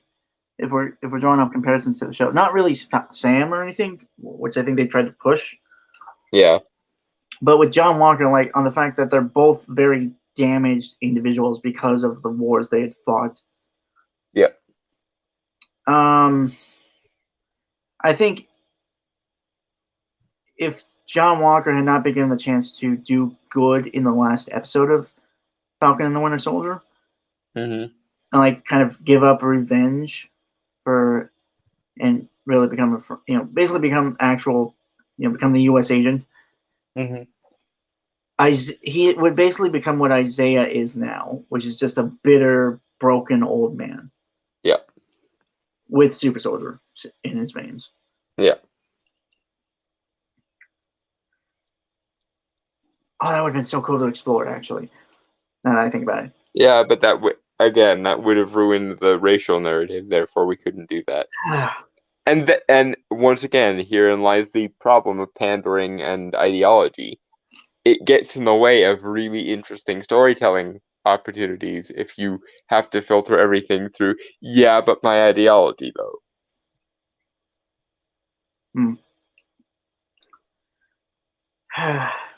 Anyway,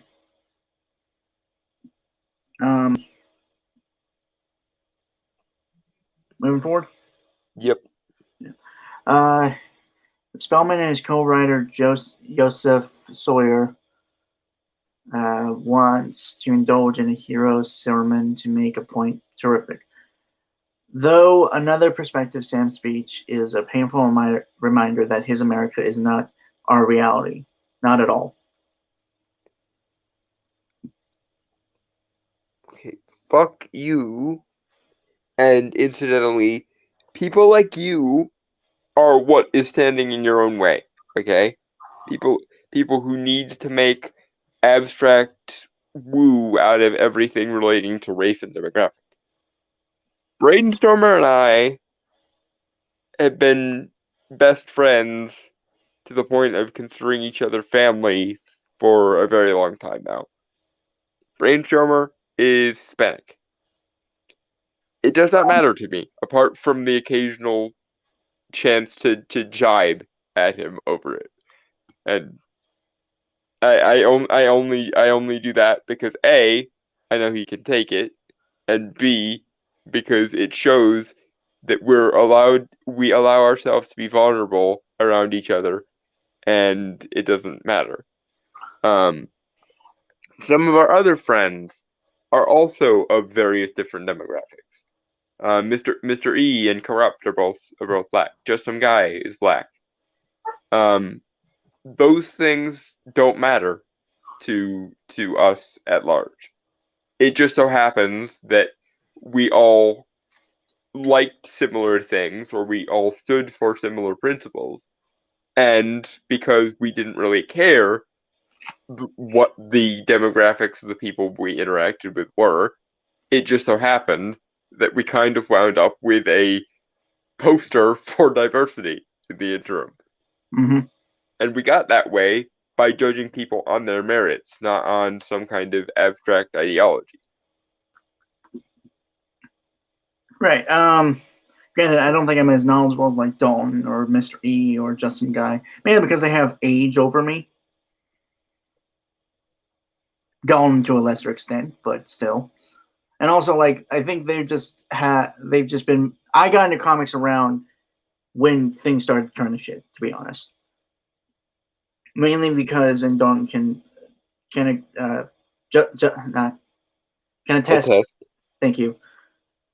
I was not before like 2012, 13. I was not that. I had things in my life that kind of made me not look into comics much. Which ironically, and this is another joke I make all the time, for those that don't know, and I'm not going to go into details because it's personal and private and shit, but Brainstormer basically has a superhero backstory. And his life in different hands would have broken him entirely, but it didn't for reasons. Eh, I don't know what to say. Like it honestly does surprise me as well that I am not a complete cynical piece of shit. But We have we've passed this back and forth a lot of times. Honestly, we both should be more fucked up than we are, but we aren't. good. That is a good sign of character and spirit. for what that's worth anyway. Yeah. Um, Anyway, but short version is Brainstormer was busy actually having a superhero backstory, so much so that he didn't really have any time to look into comics. right, but and again, Don, you can test this, I'm sure, is that uh, I'm willing to do research and look up things and go in depth to do like writing and stuff, like for rewrites and things I do Mhm. for like my channel and stuff. So yeah, Which is a damn sight better than the people currently in charge of those properties, because they're unwilling to do basic research, even though we live in a world with Google, for fuck's sake. mhm. Um. Anyway, shall we just? Yeah. Yeah. How much further do we have to go on this one? Uh. Mm, not too long, but then it's us, so Okay. yeah. We might just get to the trailer, honestly, if I'm being honest. Okay. Hopefully. His declaration may even sound like a hollow liberal version of America. We're better than this at agitprop, which I think is just propaganda, but like a new word. Agitprop is agitation propaganda. It's like try. It's anything that tries to inflame aggressive action on the part of people.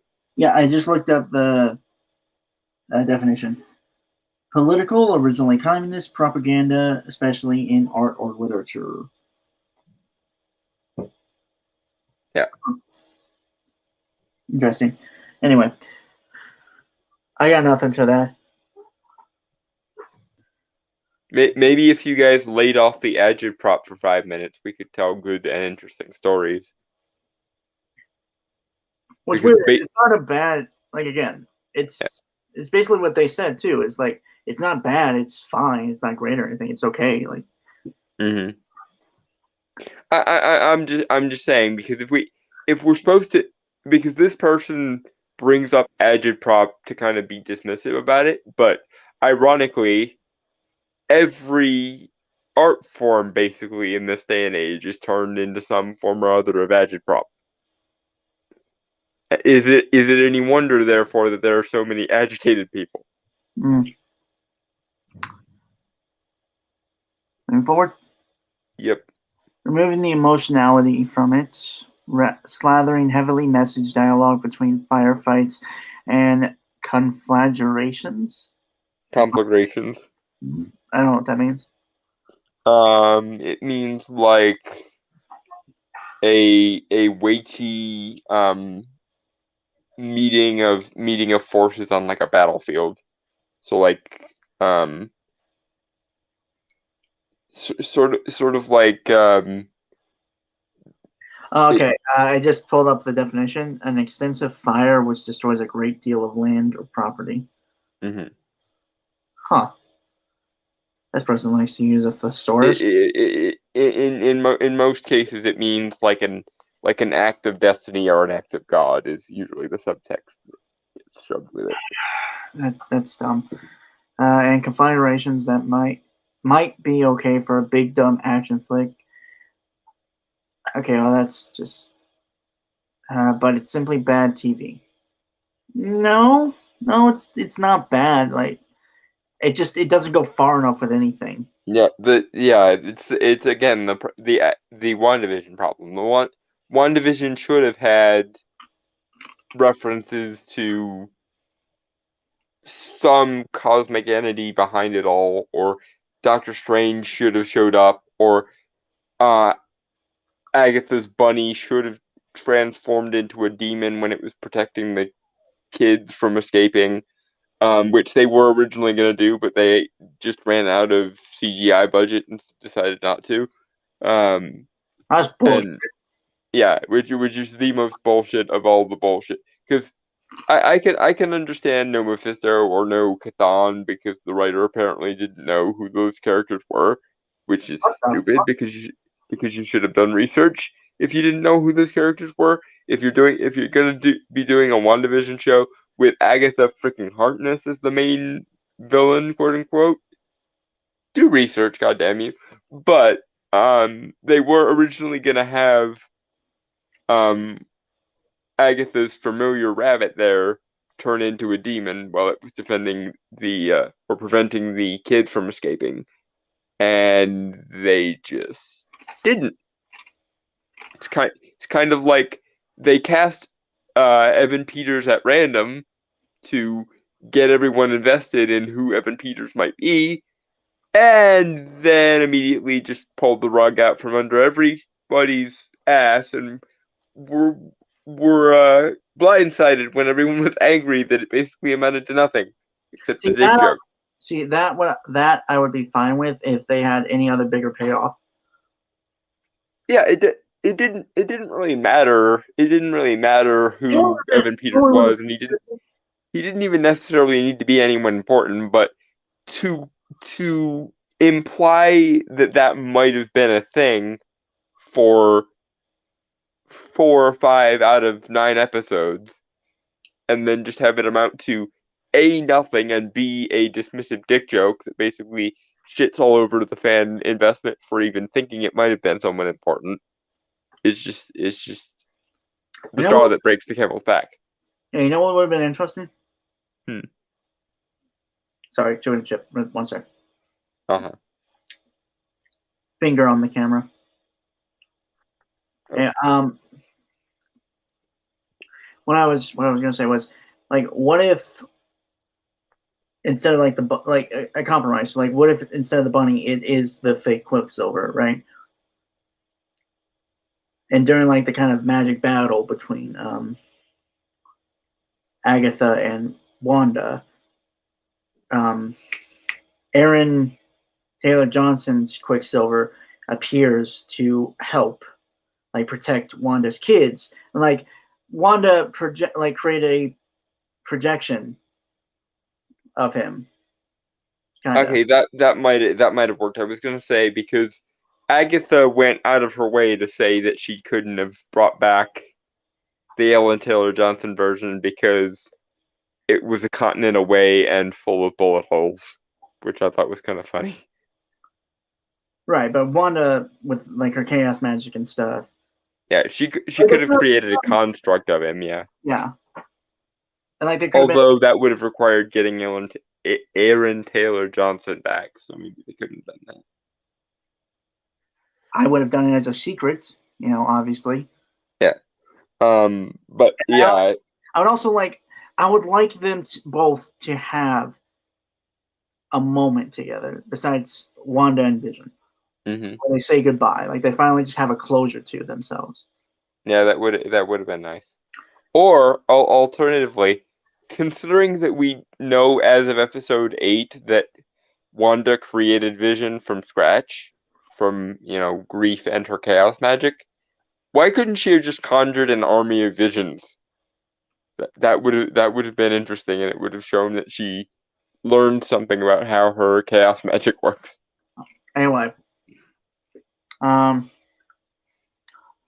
to maintain some version of this throughout the season, shorted a number of secondary characters and defanged the season's main adversaries. To be honest, I don't think the Flag Smashers were really meant to be the main adversary at all. Yeah, and again, I will see your Falcon and Winter Soldier and raise you a WandaVision. This is not a unique problem to Falcon and the Winter Soldier. It seems to be a consistent problem with all of Marvel TV, and in a wider context, kind of all of Marvel, because of how disappointing Endgame was. Because they don't appear to understand the notion of you can't set up and set up and set up this grand overarching narrative and then not have that narrative pay off to anything. If your entire premise is we're gonna make an interconnected universe where everything's going to pay off in these big spectacular ways, then at some point you have to create an interconnected universe where things pay off in big spectacular ways. If you're not gonna do that, then don't fuck with me, kind of things. Like, don't ask me to be invested in an interconnected universe with big payoffs if you're not gonna deliver an interconnected universe with big payoffs. That is the thing. Mm. Commit to the bit or don't start shit. Kind of is a nice way of putting it. All right. Kellyman is a capable performer, but wasn't afforded much of an opportunity to explore Carly's range, and her group lacked the flavor and spark to make them a pressing menace. Yeah, again, I don't really think they're really meant to be the main antagonist. If anything, it's kind of the American government. Yeah, because they were the ones that appointed a false Captain America to begin with, which was an insult to Steve's legacy that neither Bucky nor Sam could take lying down. Yeah. Because they were his friends. You know, it's weird. People have said that the Marvel Cinematic Universe is like pro-military or something. Did they miss the entirety of the Captain America franchise? Probably. Because literally Steve's entire arc was learning the difference between the ideals of America and the American government. That was literally the entire arc of all three Captain America movies. When Zemo's Man ended the remainder of them, I was relieved that we wouldn't be seeing them again. I mean, yeah, I didn't like them because mainly they were pieces of shit. I mean, granted, the followers of Carly weren't. They seemed to. But she was a few bulbs shy of a full strand of Christmas lights there. Yeah. Russell's John Walker is more fearsome, but he's also an antagonist that came to the series with an established background. Yeah, he's an antagonist, but he's not a villain, I think, as most people would say. Yeah, he's an extremely damaged anti-hero, if anything. Yeah. Even if you aren't familiar with his mythology, surely you know some version of this guy. Oh my god, Don, get ready to facepalm. And I want to see it. Okay. He's a Fox News Nation hero. You okay? You okay?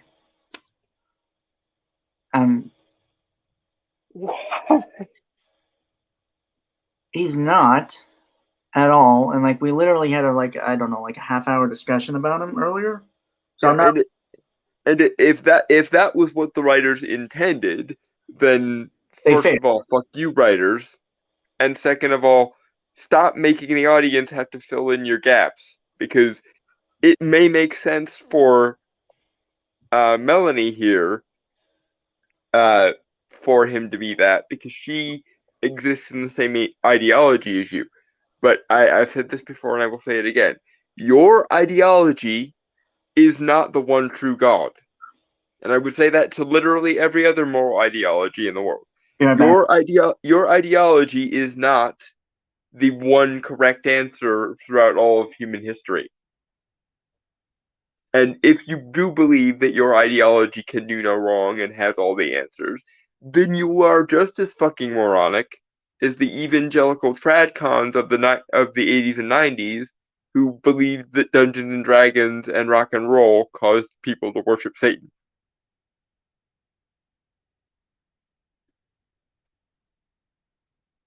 And yes, those people were a thing. So I don't want to hear it. Stop with all this one true ideology bullshit. No. One ideology does not have all the answers. No single ideology does. If you want to actually get an objective look at how the world fucking works, you have to take information and data and perspectives from as many different ideologies and perspectives as possible, and if at all possible, create your goddamn own based on the available evidence and information where possible. Indeed. one of Walker's most intriguing moments in the finale wasn't his fight scene. It really wasn't. Ouch. But the look Russell sets around Walker's eyes and mouth as Sam talks about judgment and stares. It's raw resentment, the kind that the right wing gorgeous. Okay, no, you are misinterpreting that. Okay, he and Sam literally just kind of are equals in that moment. Okay, like he accepts what's happened and like given up the Captain America mantle to Sam because he realizes he's not. Yeah. He's not. That Melanie is you bringing your own woo to the party. Jesus Christ, he's not some fucking mustache twirling redneck. Yeah.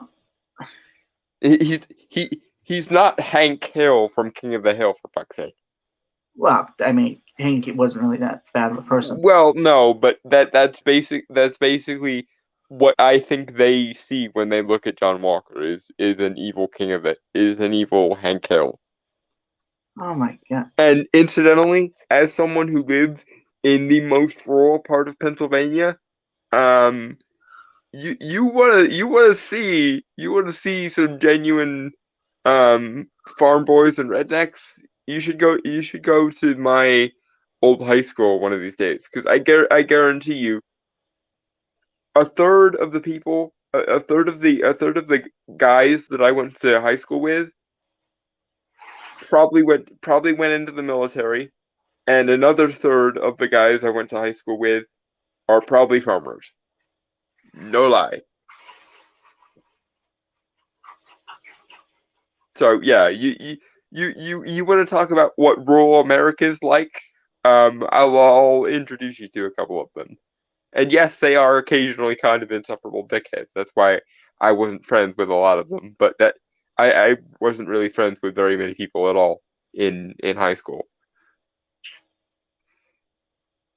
Because I'm a picky bitch about everything, including and up to the people I associate myself with. What up? Yeah. Also, you are not wrong. You really are a picky bitch, and I remind you constantly. I am aware. It is one of those jokes that is funny because it is true.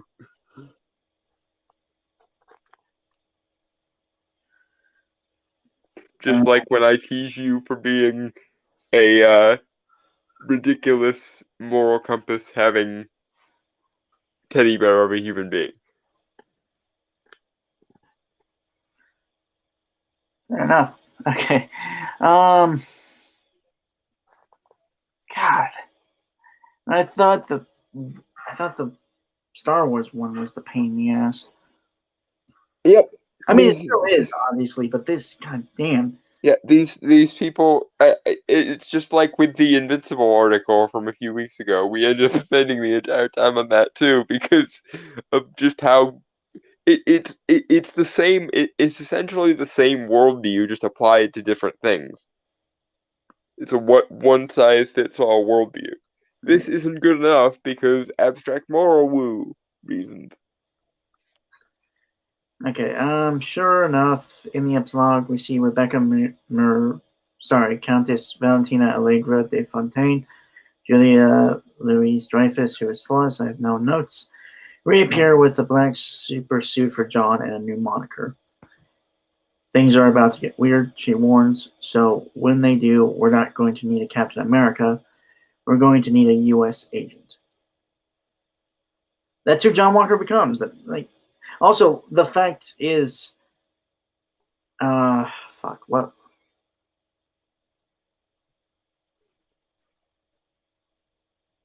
No, I had something. God damn it. Yeah, in terms of that, I mean, like it. I'm thinking obviously it means Captain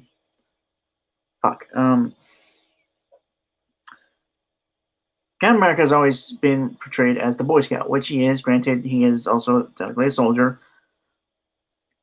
Yeah. But yeah, no, he is a Boy Scout, and it's too good. Granted, with John Walker's like bashing a man's head in with Captain America's shield may have tainted that reputation, but ultimately, yeah. With how dangerous the world is becoming in terms of the MCU, you do kind of need someone who's willing to go the extra mile. And I do wonder how much that things are about to get weird line is an allusion to things like Eternals or Doctor Strange 2 or Loki or all Moon Knight or any of the other genuinely weird things that the MCU seems to be trying to do shortly. Uh huh. I hope to God that that is the case, because that means that the MCU actually does intend to maybe pay some of this shit off finally. I hope, but then again, I'm not. I'm running out of optimism with regards to the MCU, because every time I think this is the moment, this is when they're finally gonna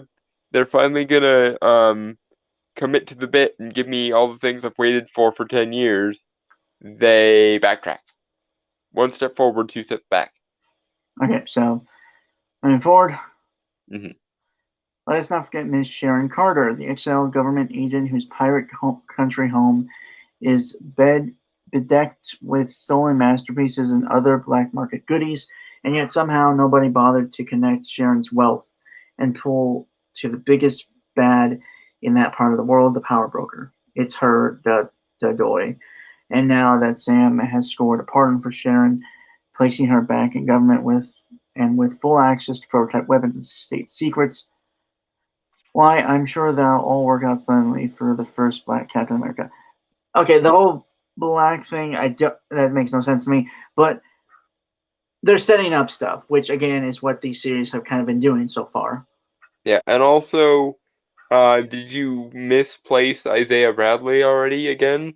Because if we really want to play the Uh, first Black Captain America thing, um, then technically, he's just been a super soldier. I don't think they really mentioned that he was Captain America. yeah, okay, fair. But still, if we're playing this game of like the first Black X, also, um, in terms of Black super soldier people, every person who's ever taken up the Black Panther mantle would like a word with you.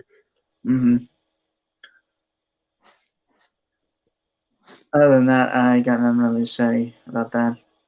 I Mhm. mean, more than all, more I'm gonna guess like for Cap's for Sam's movie, like Mhm. the fourth Captain America movie, Mhm. it Sharon's probably gonna be the bad guy or revealed to be a bad guy and have. Honestly, I hope not. Honestly, I hope they work together in the same way that Steve and Natasha did in Winter Soldier, if anything. No, I think she's gone too down that road, honestly. Well, but I mean, when Black Widow was first introduced, her whole shtick was the red in my ledger, the red in my ledger. So, That's Natasha. I plus I think it's really cool that one of the descendants of one of the founding members of Shield is a bad person, a bad guy. I guess. well, I think making her a full-on villain would be disappointing a little bit. I kind of like the gray area of like she's willing to go places that other more straight-laced people aren't willing to go, but that doesn't necessarily make her a full-on Well, villain. she's the power broker and has killed many people to keep that secret. And the power broker is not known to be a good person. So This is true. So I'm unsure of how far I'd like this to go, but in all honesty, yeah, I would prefer something more akin to like Black Widow's relationship with everybody else rather than full-on villain, but I I'm not enti if they do it right, I'm not entirely opposed of her being a bad guy, but there's a line between bad guy and villain, and I would like them to at least give her room to breathe a bit. Especially if they're gonna make excuses for Carly of all people, then there is no standard to judge Sharon anymore. Because as bad as Carly may have been, Sharon isn't quite that bad. Fair enough. All right, so shall we? Yep. As for Bucky, he managed to make his amends with Mr. Nakajima, uh, the man whose son he killed as the Winter Soldier, tying off that loose end. Stan made a meal out of dramatic crumb that two brief scene granted him. I wanted more, but I'm not sure how that would work. Wouldn't it be wonderful if we got to see some of the weirdness Val mentioned kick off, say, next week? No such luck. Whenever these adventures resume, that is, whenever the freshly announced Captain America 4 comes out. Maybe, Again, I think and I hope and I pray that the weirdness she's referring to is more along the lines of cosmic and mystical threats like Eternals and Doctor Strange 2 in the Multiverse of Madness and so on, than it is Captain America related. But even so, you're getting a Captain America 4 apparently, so not to mention a Fantastic Four, Blades, Moon Knight, God knows what else, Armor Wars. So even if you want to just refine it to this particular like street level niche of the MCU, weirdness is coming. mhm. Don't get me wrong. Shall we? Yeah. Maybe Spellman will have found the same kind of narrative balance that Sam and Bucky's partnership achieves at the end of the show as they enjoy a family cookout at the Bayou. Now and satisfyingly, they're known as Captain America and the Winter Soldier. Again, that really should be the White Wolf. Yeah. Also, that title is taken, and so it kind of makes that confusing. No, just their names, I guess. Mm-hmm. Captain America and the Winter Soldier. If only the story hadn't ended just as it was starting to get good.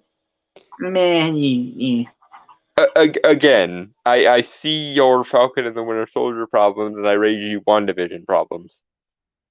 Because that was the exact same problem as WandaVision, and you're just now noticing it.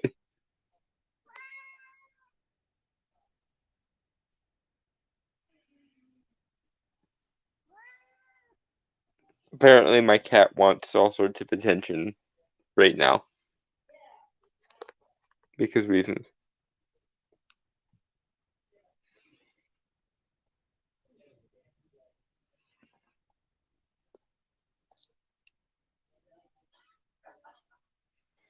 right. Okay, so that was the end of that article, and wow, that was a lot longer than I thought it'd be.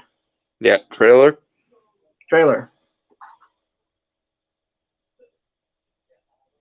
So on Monday, the trailer for Shang-Chi and Legend of the Ten Rings. Although I think they called it a teaser trailer. Oh yeah, official teaser. Sorry. Yeah. Honestly, I can't tell at this point because they always make them so. Usually, I think a teaser is like at least a minute or a 30-second thing. Mm-hmm. They make this like 2 minutes long, Yeah. which is the official trailer length. Yeah. So. But in my experience, a teaser is just like we don't have um we don't have all the CGI and editing done, so here have a vague idea of what this is. That's what a teaser usually is in my experience, which might actually save Shang-Chi a lot from a lot of my judgment because maybe they just don't have all the appropriately weird shit um done yet in terms of rendering and editing and stuff. Or I think you were not paying that much attention to it, to be honest. Nah, we'll see. Anyway,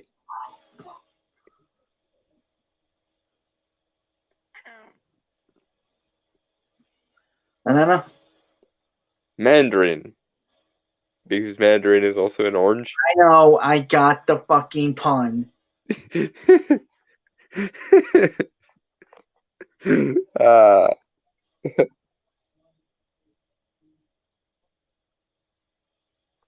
Um,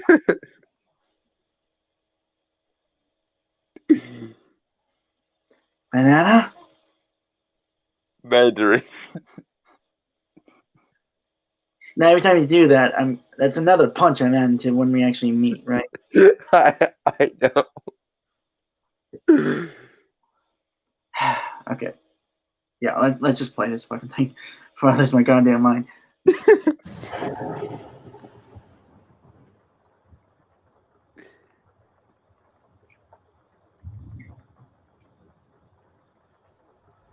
Oh, hang on, my fucking screen froze.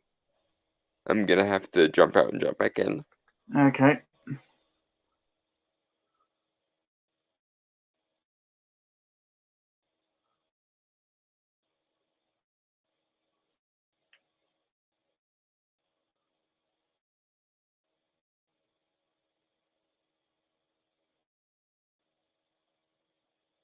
Give me a sec, folks.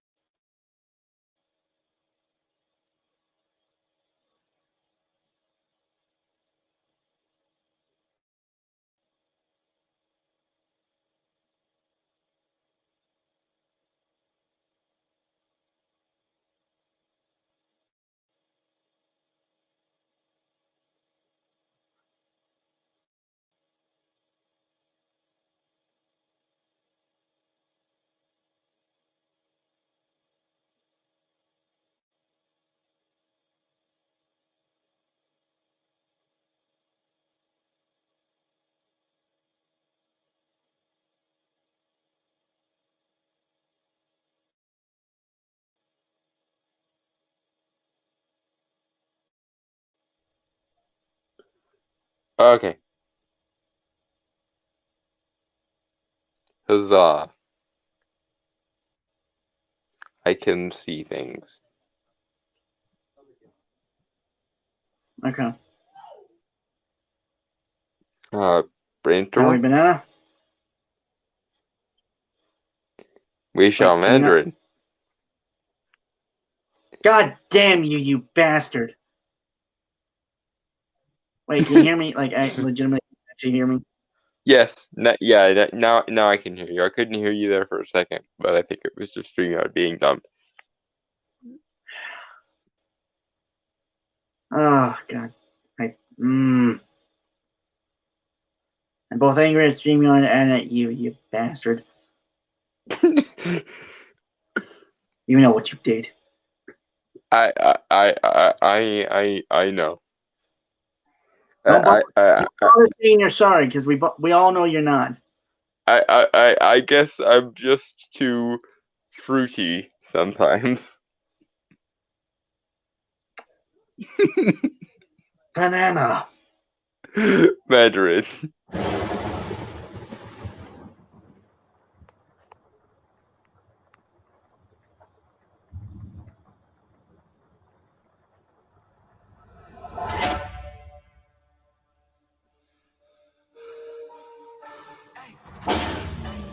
I gave you 10 years to live your life. Okay, first 20 seconds. I don't know. Like, I like it. Mainly that's because, like, I guess I think it looks cool, and you know me, I'm kind of more on the street level kind of deal.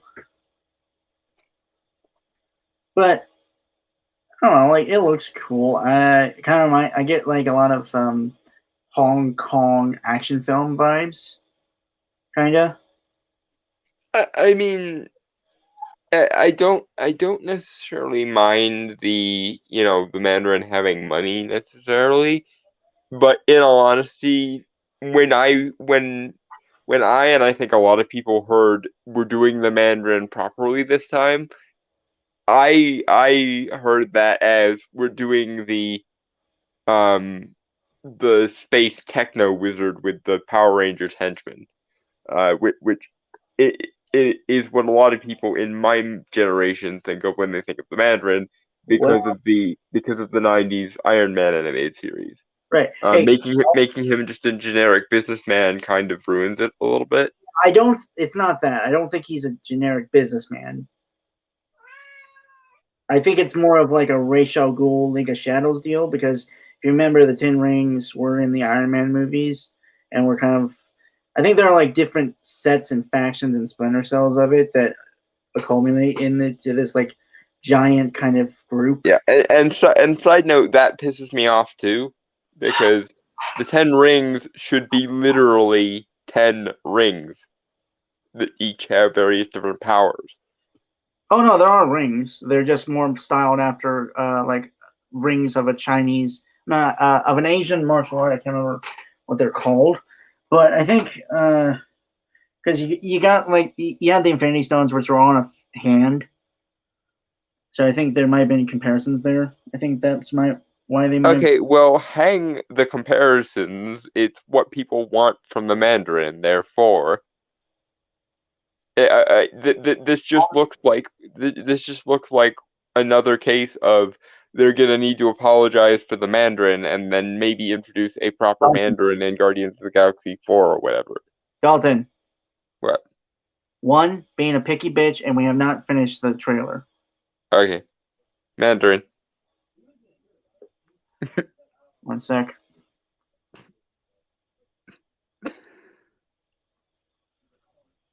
Yeah, okay. Banana. Mandarin. I will slap your shit, boy. I will not hesitate. Okay? Like, I know you're doing that to be cheeky, but goddamn, man, I hate the fucking puns. I know that's why you keep doing them, too.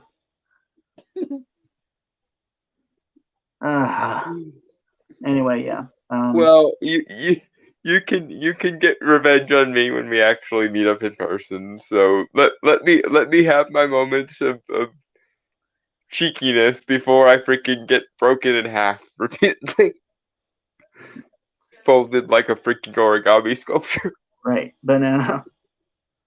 Mandarin.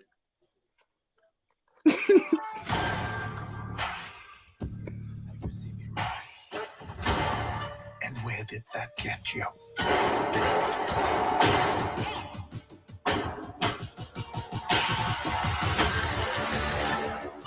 You walked in my shadow.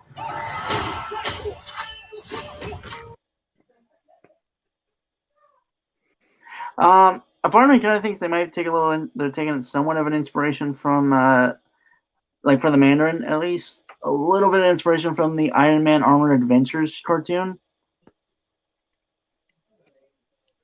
Which would be fine, I guess, but the important thing about the Mandarin in that show was that the international businessman thing was just a cover for his search for the Makuan rings there.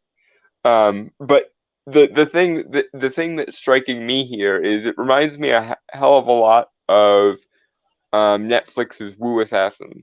I think what they're kind of going for with the Mandarin in this is the same way they went with a character called Six in Wu Assassin, but I think there it was done better because it was revealed that he was one of the wielders of the Fire Wu in the Wu Assassin universe. Basically, and this to tie it back to Shang-Chi, what Shang-Chi honestly should be, if it was to satisfy my cravings, is a little bit of Big Trouble in Little China, a little bit of the most recent Mortal Kombat movie, and a little bit of Wu Assassin from Netflix. That's what Shang-Chi honestly should be. If they're gonna commit to this kung fu thing and tie the Mandarin into it, then go there. All right. I think one, because it is a teaser, we're not seeing a lot of the weirdness, and I'm more just holding out for the actual movie itself or another Yeah, trailer. it may well be a situation of, like I said, they might not have rendered everything yet. Well, also because like I'm interested because like it looks like good action, which is, and you and I had a discussion on Thursday about it. Mhm. Which this looks like this should have been the team that did Iron Fist in terms of Yeah. like action and stuff. Yeah, it certainly should not have been Scott Buck, because between Iron Fist and Eternals, we've been demonstrated that Scott Buck does not understand comic book Inhumans. movies or shows. Inhumans. You said Eternals. Yeah, fuck. Yeah, the guy who did Inhumans and Iron Fist does not understand comic book media. He's basically Marvel's equivalent to Joel Schumacher. I feel like that's insulting Joel Schumacher. A bit, but the comparison is apt. So, Mandarin. No. I trained you. So the most dangerous people in the world come kill you. Son, it's time for you to take your place.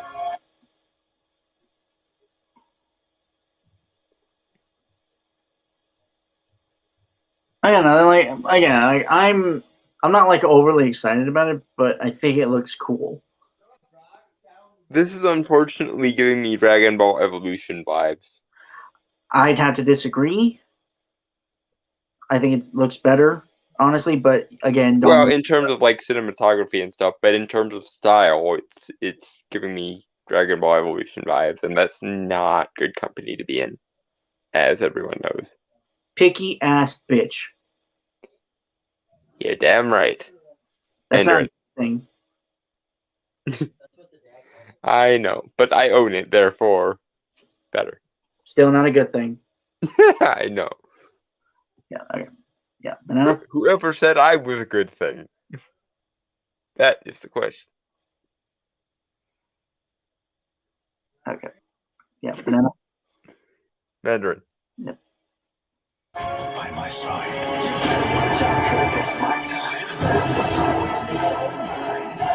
That's not going to happen.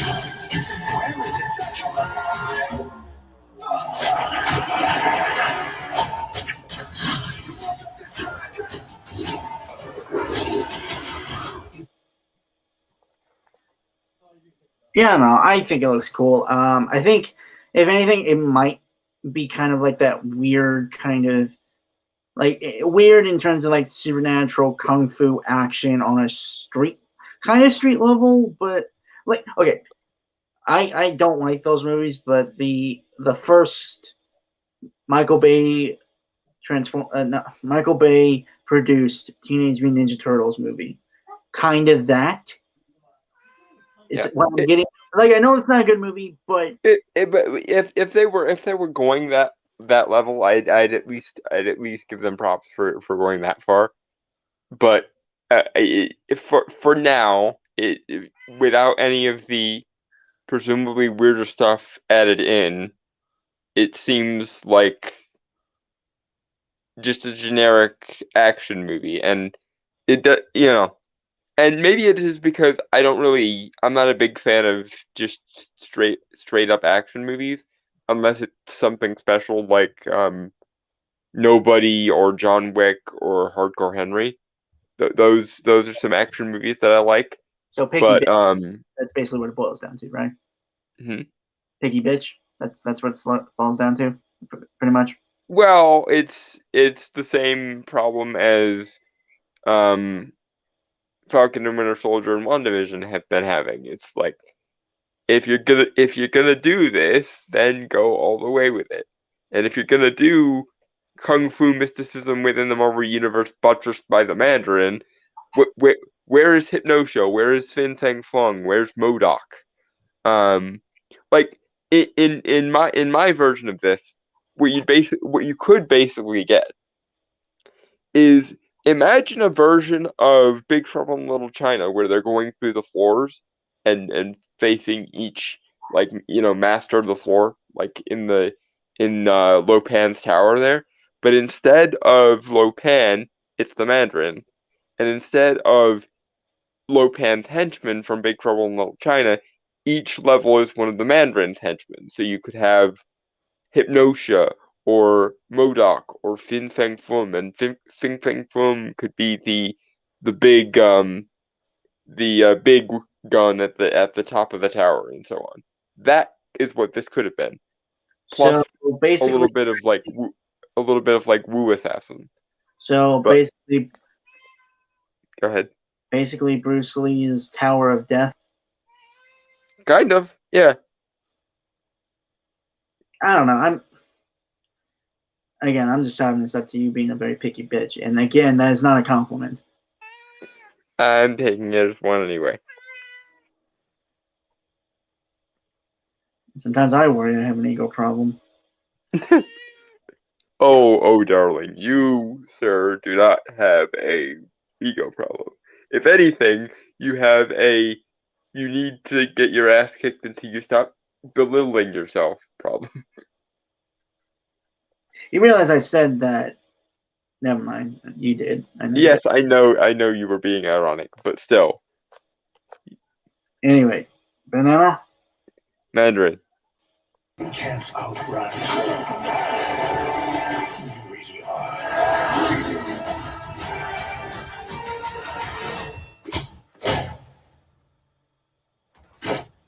Who are you?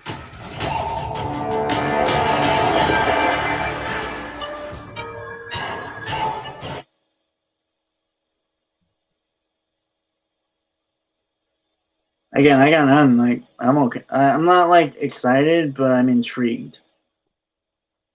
It doesn't.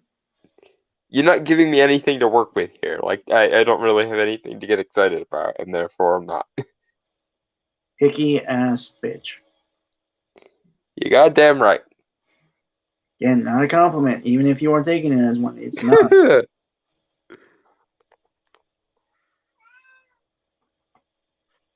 Okay. Get a little bit more. Mhm. Banana. Mandarin.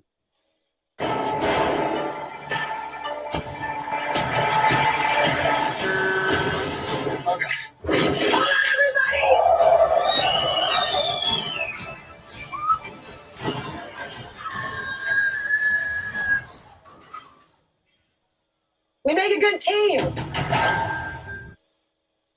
Okay, so September 9th. No, September 3rd. Yeah.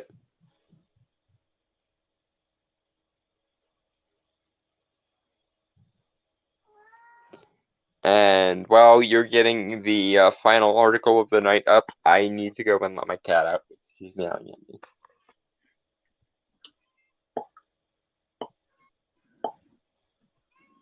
Yes, dear. Yes, dear. I hear you.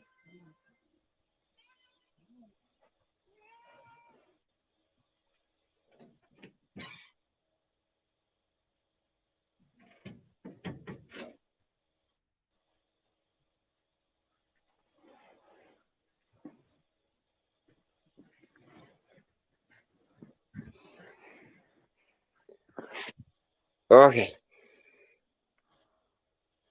All right. Yeah, okay, so this is from the direct.com. Marvel Shang-Chi trailer received negative criticism in China. This is by Matt Rombuk. If I said the name wrong, I'm sorry. This is published April 20th, 2021.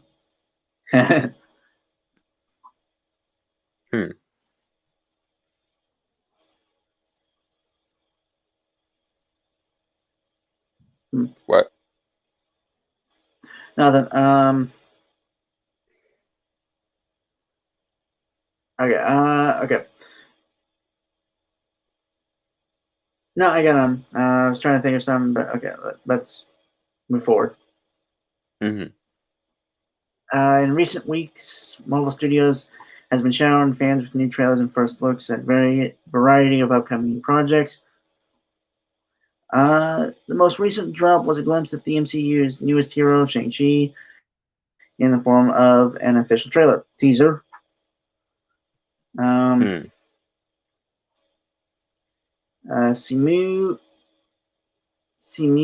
Liu, if I said the name wrong, I'm sorry.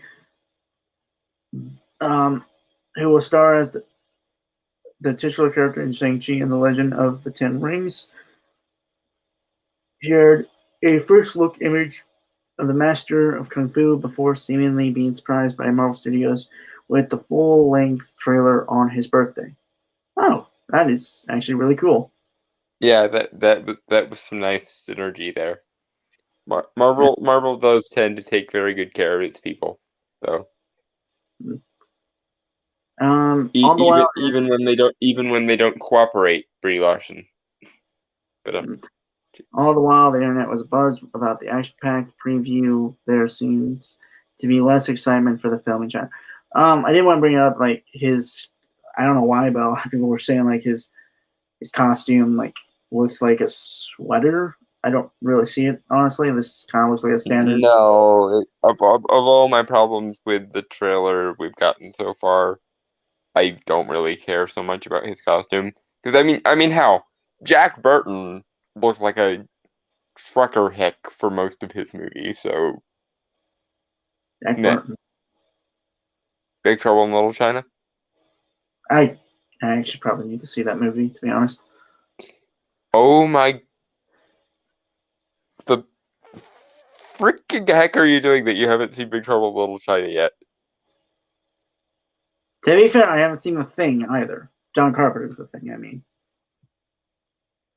Okay. When we meet up, those are definitely two things that we need to fix. I as your friend, I am showing you Big Trouble in Little China and The Thing. Actually, I might have seen The Thing when I was younger. I just don't remember much of it. Okay, well then that's still, in the immortal words of Jack Burton, what the hell?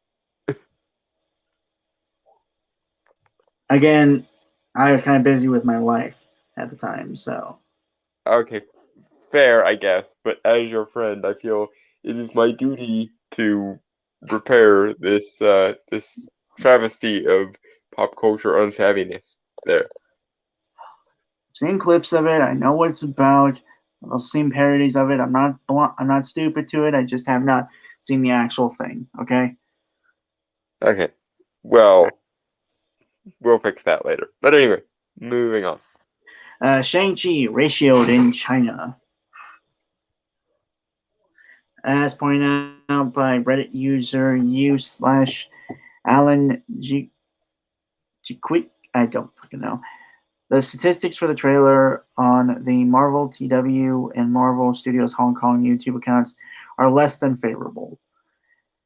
Out of approximately 3,400 viewers who weighed in on the Taiwan account, roughly 16,000 of them disliked the trailer, and similarly, results came for the Hong Kong audience as 600 of the 1,022 voters disapproved. This is a 53% and 42% approval rating on the YouTube metric, respectively. For comparison, the most recent Black Widow trailer had well above 99% approval rating on both accounts. And I guess these are just. It's basically because the short explainer is because China doesn't like the Asian pandering, and it even more doesn't like how conventional it looks, probably, because they actually like Chinese sensibilities are similar to mine in the sense that they prefer a little bit of weirdness with their. Well, I don't really put much I don't really put much stock in China much, so. I agree with you in terms of the Chinese government, but in terms of the Chinese people, generally my stance is the Chinese government can go fuck itself, and the Chinese people should be free from their government. Fair enough. Yeah. Well, isn't their culture kind of fucked up though? Isn't like their culture just really fucked up on a? Well, I mean, it was, but then again, they've spent the last century or so under authoritarian communism, so Fair that enough. probably has something to do with it. Also, overpopulated as fuck, but that's a different story. Okay. You were gonna say something? I'm sorry. There it goes. No, also, it's important to keep in mind that the main reason they're making Shang-Chi is to pander to the Chinese box office. So if China doesn't like it, that is a bad sign.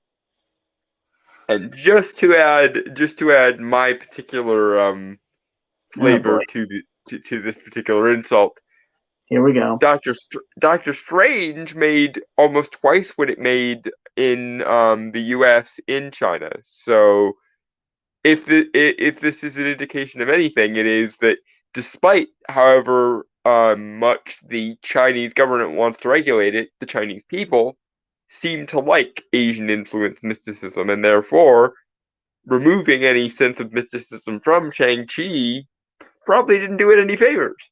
So hear me now, quote me later, but I expect that Shang-Chi will probably bomb in China, and Doctor Strange 2 will do gangbusters, and then I will say I told you so. Because rather than pander to the representation of China, why don't you actually try understanding what the people of China actually want in their movies? Disney / Marvel.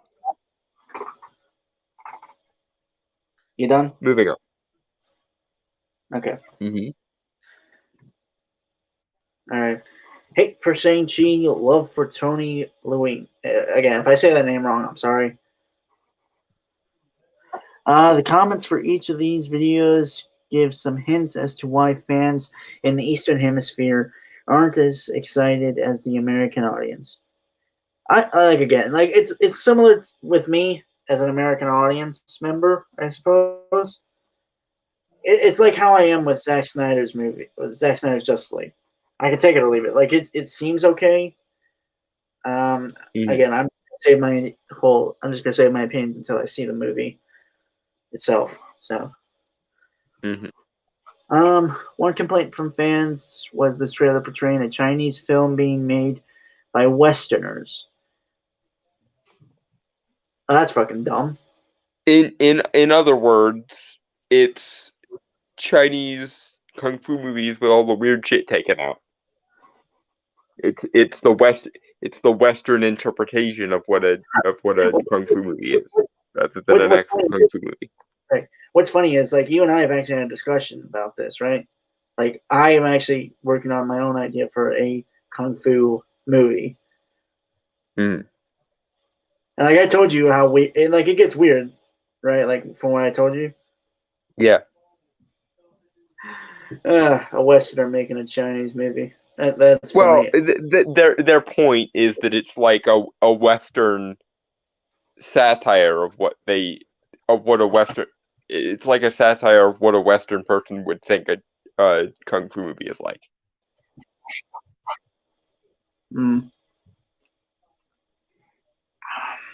I still find that a very stupid thing, though. I mean, it's a bit of a stupid way of phrasing it, but I get the point. With so much Asian representation in this cast of this movie, YouTube commentators seem to be searching for more traditional Asian movie making presence. I don't get that. Yeah, again, this might actually be part of the problem because China and Japan have a term for social justice pandering or social justice warriors. They call them Bai Zhao, which basically means meddling white leftist. So, in short, no matter how much you might want to pander to China, China doesn't like the pandering. They go to Western movies because they want to see Western movies. They don't want to see the bastardized Western take on what they think a Chinese movie should be. That's the difference. you may want to pander to them like motherfuckers, but they don't want to be pandered to. And in actuality, and this is demonstrable by the box office, what they appear to want, regardless of what their government may want them to want, is mysticism. Because Warcraft made almost $500 million over in China. Doctor Strange made twice in China what it made in the U.S. And on we go. Point being, China wants the kind of Asian influence mysticism of things like Doctor Strange or Big Trouble in Little China, or even to some extent Warcraft. They don't want kung fu movies with all the interesting shit taken out and pandering like motherfuckers to China because they don't like the pandering. That is the long and the short of it. Marvel, you bet the farm on pandering to China, and in so doing, you pissed off the majority of China. Because you don't actually understand what people want just because of their demographic. It's like saying Brainstormer and I need to I don't know. I don't even know how you would pander to both of us at the same time. But yeah. Generally, the more you try to pander to people, the more you piss off any of those people with fucking brains in their heads. Because most people with actual fucking brains in their heads don't like to be pandered to. Hi, how you doing? They want to be understood. They don't want to be coddled and preened like some some kind of autistic infant. Moving on. Yeah. Okay. Another big topic of interest in the comment section was the presence of actor Tony Leung, who plays Winnu, Shang-Chi's father, and the Mandarin.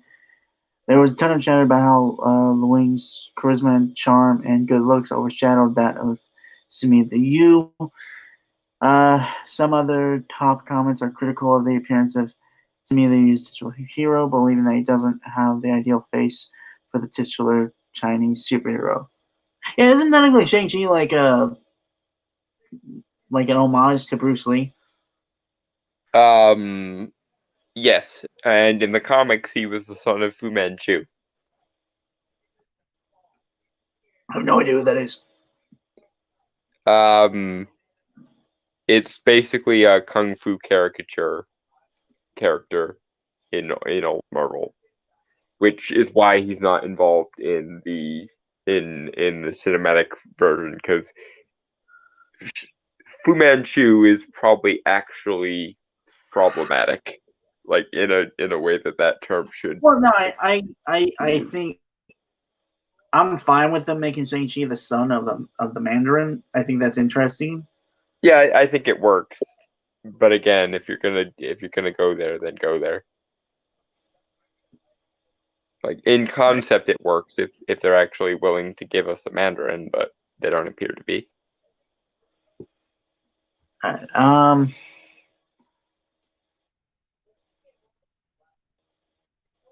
I got nothing really to say that, honestly. Moving along. To be fair, I kind of wish they had just done Iron Fist as a movie. Yeah. Because it does feel a little bit like they're trying to combine Shang-Chi and Iron Fist together, and it doesn't really work. Iron Fist needs a second shot, is all I'm saying. Well, that, and also, honestly, Iron Fist would probably do better in China if they did an accurate Iron Fist that went full crazy, like giving us a fucking dragon. While the promotional efforts of this revolutionary film are just getting started, the early pulse check on Chinese markets of Shang-Chi and the Legends of Ten Rings is seemingly off to a rocky start. It's not that revolutionary, motherfucker. Yeah, because again, it's just like when you put a bunch of social justice in a Western movie. just because you want the audience to be in favor of something doesn't mean they should be in. It doesn't mean they are in favor of that thing. And likewise, you can pander to China all day long, but if you don't actually understand what the Chinese want in their movies, you're not going to succeed. Which is why I'm going to laugh at you hysterically if Shang-Chi bombs in China and Doctor Strange 2 does gangbusters, much like the first one did, or even better. Because they like the particularly Asian-influenced mysticism of Doctor Strange.